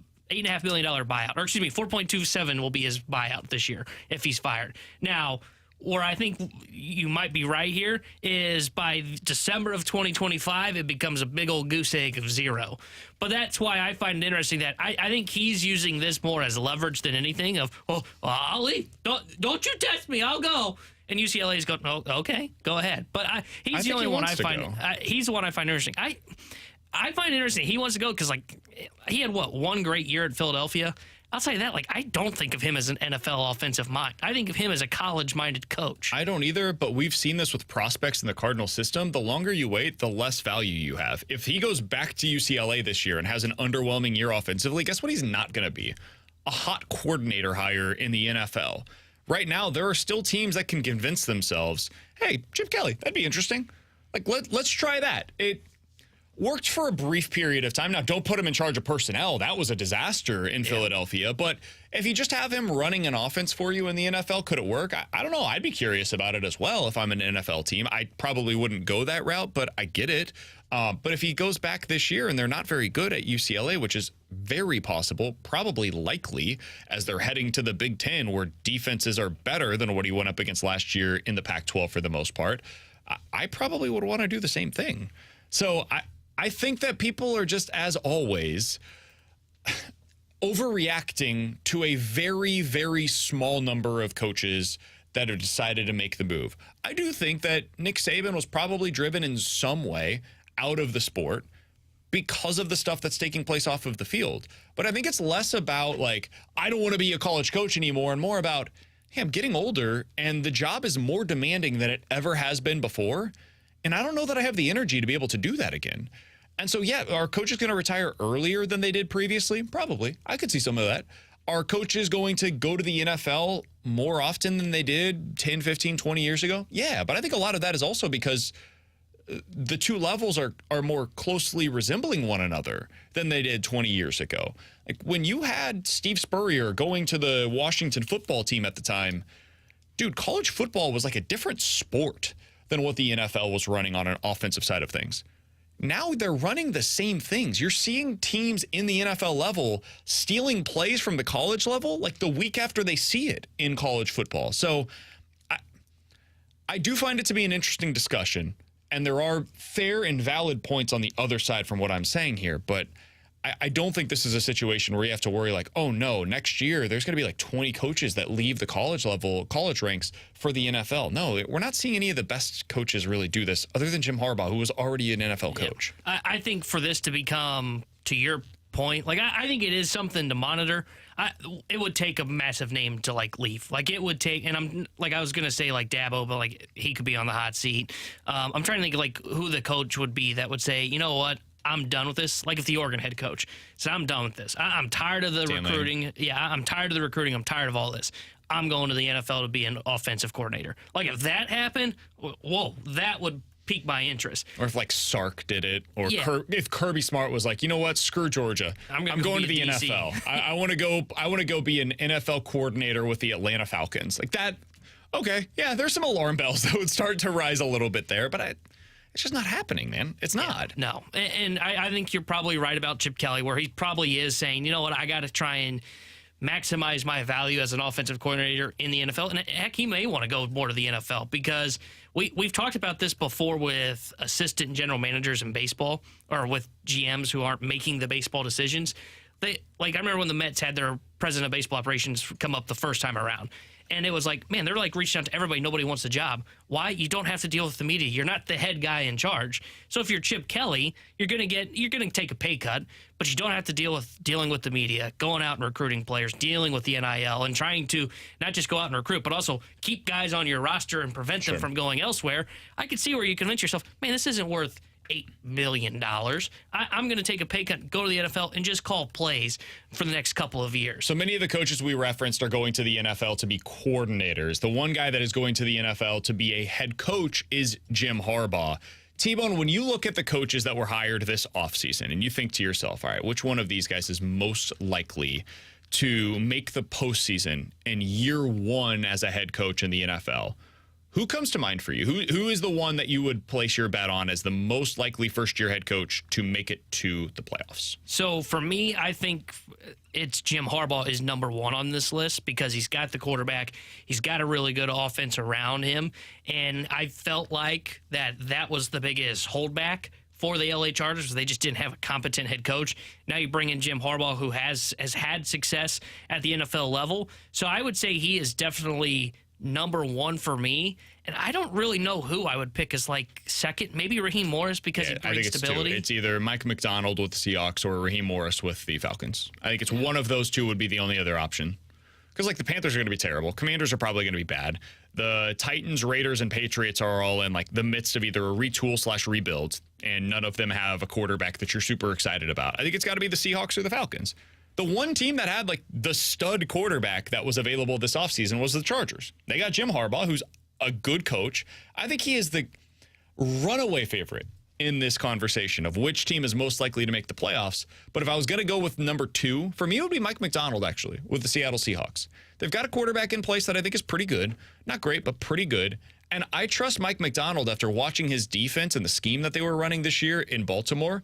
The former Ravens defensive coordinator, McDonald, I think is the one that I would place my bet on this year to be the other coach to make the postseason. I would also say the NFC is just more open than the AFC if you're looking at some of those AFC teams as a possibility. And that's why I would go Atlanta 2 for me because one, weaker division, NFC is open. And I think outside the quarterback position, I feel like the roster is pretty much in place. Now, that is the most important position in all of football and very hard to replace. But I could see where, like, if they bring in a stopgap guy like a Russell Wilson, or maybe they trade for Justin Fields, I could see where he gets them to the playoffs in year one. Coming up in 15 minutes, we'll hit the BK and Ferrario Rewind. But coming up next, it's time for One's Gotta Go. 314-399-9646. You can also get yours in on the YouTube chat at youtube.com/101ESPN STL. Give us 4 options. We'll tell you which one's got to go here on BK and Ferrario.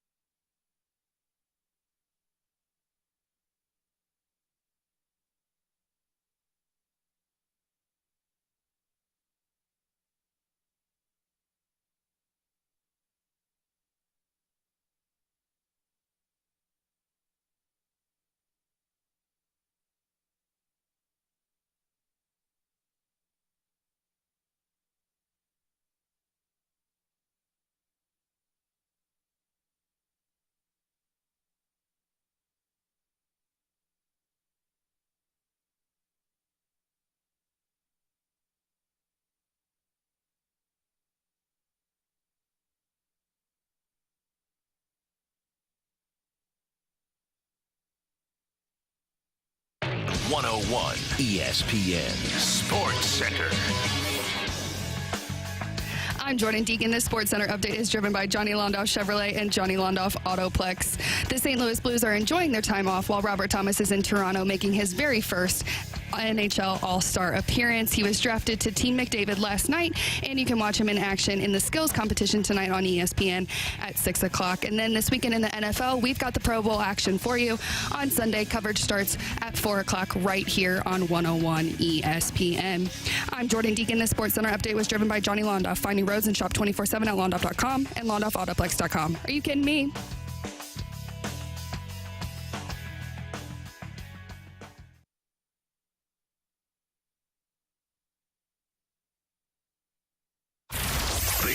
is BK and Ferrario. Time now for One's Gotta Go. We offer up the talking points, and you get to pick which one's gotta go on 101 ESPN.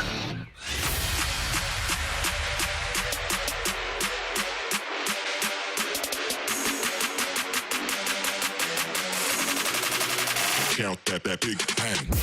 Alongside Tanner Hendrickson and Jordan Deacon, I'm Brandon Kiley. You've got BK and Ferrario here on 101 ESPN. You give us 4 options. We'll tell you which one's got to go here on BK and Ferrario. You can get them in on the text line. You can also check out the YouTube chat, which is buzzing right now. YouTube.com/101 ESPN STL. If you guys want to throw in a one's got to go over there, we'll get to a couple of those as well. All right, let's start with this, T-Bone. One's got to go date night edition. I'm sure you've at least had one of these. Valentine's Day, anniversary, birthday, or New Year's Eve. Which one's got to go? This is date easy. night edition. This is easy.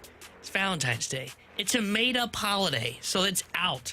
It is out. New Year's Eve, celebrate. Birthday, go crazy. I already forgot what the third one was because I was so distracted by Valentine's Day. Anniversary. Oh, well, you got to celebrate that one if you want to have another anniversary. So I would definitely say Valentine's Day. I would say Valentine's Day as well, just because it's so busy. Like, your birthday, everybody's got a different birthday, so it's not like a specifically celebrated holiday, right? Anniversary, again, everybody's got different ones, so it's not a date that everybody is trying to get a reservation for. New Year's Eve dinner, like, a lot of people are just going out. It's like night. a party or something. Yeah. For Valentine's Day, man, you got to be getting that quick. Like, if you have not already gotten a reservation for Valentine's Day and you're trying that special someplace for your special somebody, you are behind, my friend. Like, good luck to you. We don't do Valentine's Day for dinner. It's just not worth it. Like, I would rather go out a couple of days later. You're still celebrating the same thing. Go out that weekend or something. Valentine's Day would absolutely be the one that's got to go. Jordan? I would agree. New Year's is a really big party to me. And then, like you said, with the anniversaries and the birthdays, those are super special for that person that you're celebrating or the couple. So, yeah, Valentine's Day for sure. All right, one's got to go. I'm interested to see what Jordan has to say on this one. Super Bowl food or drink? Chips and salsa, chicken wings, beer, or pizza? Chips and salsa, chicken wings, beer, or pizza. One's got to go. One has to go, or I can pick one? You got to get rid of one. I'll get rid of the beer. Okay. The only thing I would It's a bad choice, but choose is pizza from there. But you wouldn't eat chips and salsa? I eat the chips. That's included in the dip thing that you don't do? I eat the chips, no dip. Man, that is tough. I'm weird. I know. It's okay. I would actually get rid of the chips and salsa here. Like, I don't know why, but like... Oh, dude, I could take down a bag of chips and salsa. Like, don't get me wrong, I like chips and salsa, but I'd much rather have pizza, wings, and beer at the Super Bowl than, like, chips and a dip. So I would get rid of chips and salsa here. All right. I'm getting rid of, for the Super Bowl specifically, pizza. I would rather keep the chips and salsa, the chicken wing, and the beers, because any of those you could grab at any time. The entire night you could have those ready to go, available for you. They're all good. Now, pizza, don't get me wrong, you can keep it out, but it's less of a shareable. I would say the other things are easy. You can put 1 or 2 on at a time. You can continue snacking. Pizza's more of a meal, you know? So I would go with the pizza is the one that's got to go for the Super Bowl. One's got to go Blues Prospect Edition. Dvorsky, Bolduc, Snuggerud, or Zarenko? Somebody that we don't bring up a whole lot. The goalie prospect, Zarenko. Oh, this is interesting. So I would not get rid of Snuggerud or Dvorsky, and then it comes down to Bolduc or Zarenko. I think this is easy. I would probably say Bolduc. Oh, interesting. Oh, you're going to say who, Zarenko? Correct. The reason I would not say Zarenko is it takes a while for those guys to develop. He's down in the AHL. I'm not even sure he's the number 1 in the AHL. I think when you get closer to the end of the Binnington contract, I could see where either A, you move it because you got Joel Hofer, or B, you move Joel Hofer because he holds some value as a younger player making less money, and you then just call up Zarenko if you believe he's as good as Hofer at minimum. So I can see where you get there. I don't know what the hell Bolduc's role is on this team, because hopefully score a bunch of goals. Yeah. Hopefully. But like, Berube, his whole tenure here was basically, he didn't do enough in camp. Yeah, he didn't do enough in camp. and he's really struggled in the AHL, and he's a score-first guy. So I just don't know if he's a guy that's going to be here long-term. So I would say Bolduc. It's fair. I would say Zarenko just because I think he's so buried on the depth chart. Like you have right now, two guys that you really trust. Bennington, I think, is going to be here for the long haul. I think Joel Hofer is a guy that the Blues really believe in as the backup goalie. Like he is for them what Ivan Herrera is for the Cardinals. And they're in a similar spot where they just really like their catcher tandem, and the Blues really like their goalie tandem. So I think the most replaceable one here is Zarenko because you already have guys that are at his spot. I think Bolduc has a real chance to be a part of the team next year. I don't know if he's going to be good.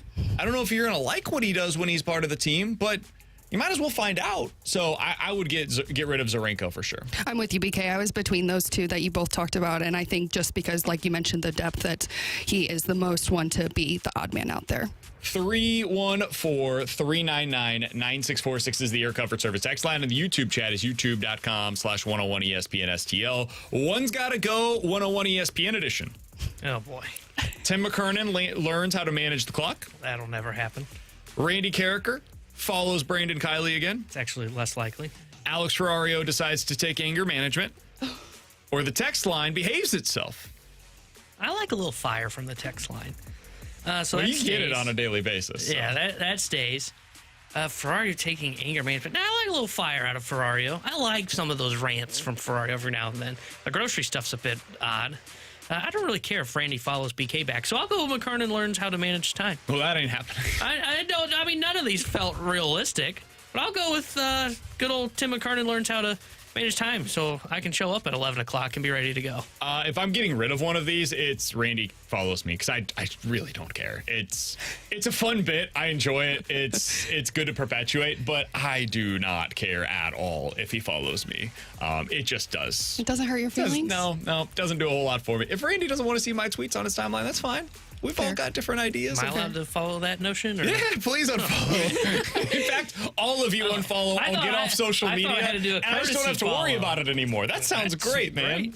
I thought I had to do the courtesy follow. No. You know? Oh, okay. Can I unfollow you too? If you can find me. Tanner is the single hardest person to follow or find on social media. I can't tag him on anything.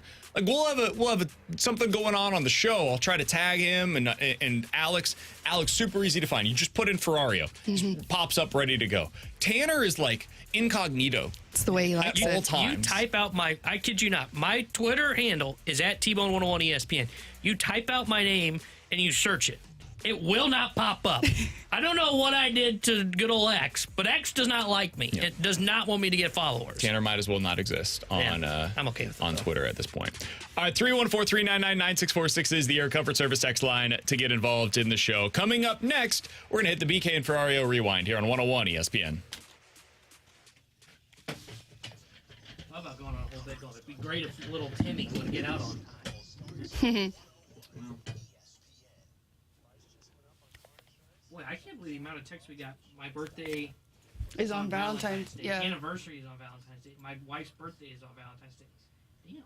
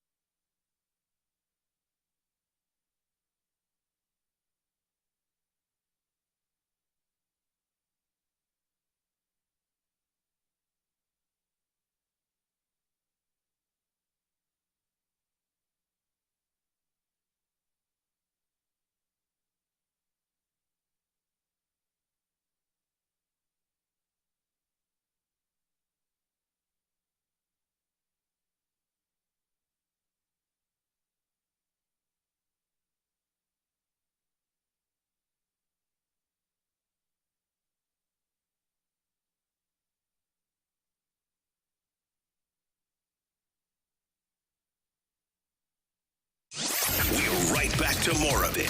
It's BK and Ferrario, live from the Car Shield studio on 101 ESPN. Let's run it back with a daily rewind on BK and Ferrario. Brought to you by Gloria Loom, your home sold guaranteed realty. Selling your home begins at GloriaHasTheBuyers.com.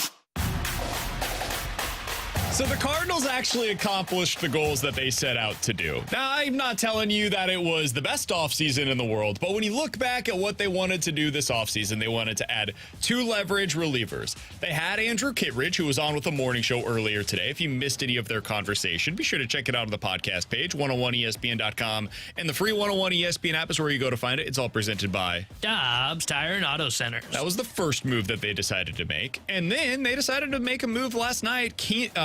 Keenan Middleton. I want to say Kenyon so bad when I look at the way that his name is spelled. It's Keynan. So Keenan Middleton is the newest addition for the St. Louis Cardinals. This is according to many reports out there. They haven't had the physical in place yet, but he's going to be a Cardinal.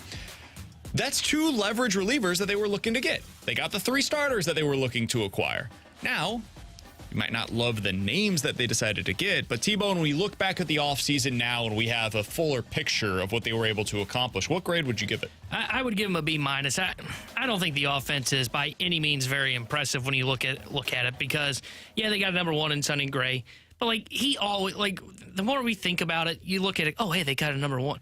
Yeah, but he was the guy we've been highlighting since, July of last year, where it was, hey, he's from Nashville. You know what? He probably's not going to get over $100 million. Hey, that's in the Cardinals marketplace. Hey, that's what the Cardinals like to spend on pitching. So he made all the sense in the world for him.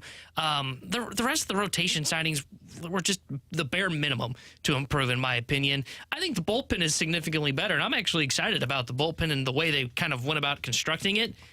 But the rotation was a bigger issue and a bigger spot to fill for me, getting 2 guys ahead of Miles Michaelis. So though I like the bullpen, it can't prop up the grade enough. I would say a B-. I would say C+. I was with you when I first thought about this in my head, and then I thought about it a little bit more.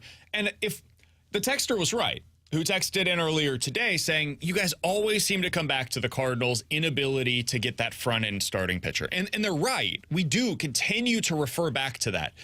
And if I'm going to continue to do that, I can't then also say, yeah, they had a pretty good offseason. No, they failed. They failed to get one of the 2 most important pieces of the offseason. It's like going into, we mentioned it earlier today, a movie, and you've got the entire production set up. You've got the A-list celebrity that you have as the lead of the show. You've got your director that you were looking for. All of the supporting cast is in place, except for one thing, the most important supporting actor. Yeah. You forgot to get somebody for it. And so you just pull somebody from the audience to play in that role. That's where the Cardinals are at right now. They have almost everything ready to go. They just fell 1 spot short. And if I'm going to criticize them for that, and if I'm going to say that is something that could prevent them from competing on a meaningful level in the National League, I can't then also turn and say, yeah, B-. I think that would be a little too high. So I would go with a C+ for the offseason. They did technically check all of the boxes that they said they wanted to. They wanted to get 2 leverage relievers. They wanted to get 3 starters, and they accomplished both of those stated goals. I just would quibble with the quality of one of those 3 starters that they were able to get. Coming up next week, we will be back with you. It's me and T-Bone. Alex is out 1 more week. The Fast Lane has you guys taken care of from 2 to 6. You guys enjoy the weekend. Get yourself situated. Clean the garage. Clean the house. There's not a whole lot going on in sports this weekend. Christmas. Enjoy the All-Star festivities. Coming up at 2:30, the Fast Lane will be joined by Blues President of Hockey Operations, Doug Armstrong. Again, Army joining the Fast Lane at 2:30 for T-Bone and Jordan Deacon. I'm Brandon Kiley. We'll talk to you guys on Monday at 11 a.m. The Fast Lane's coming up next.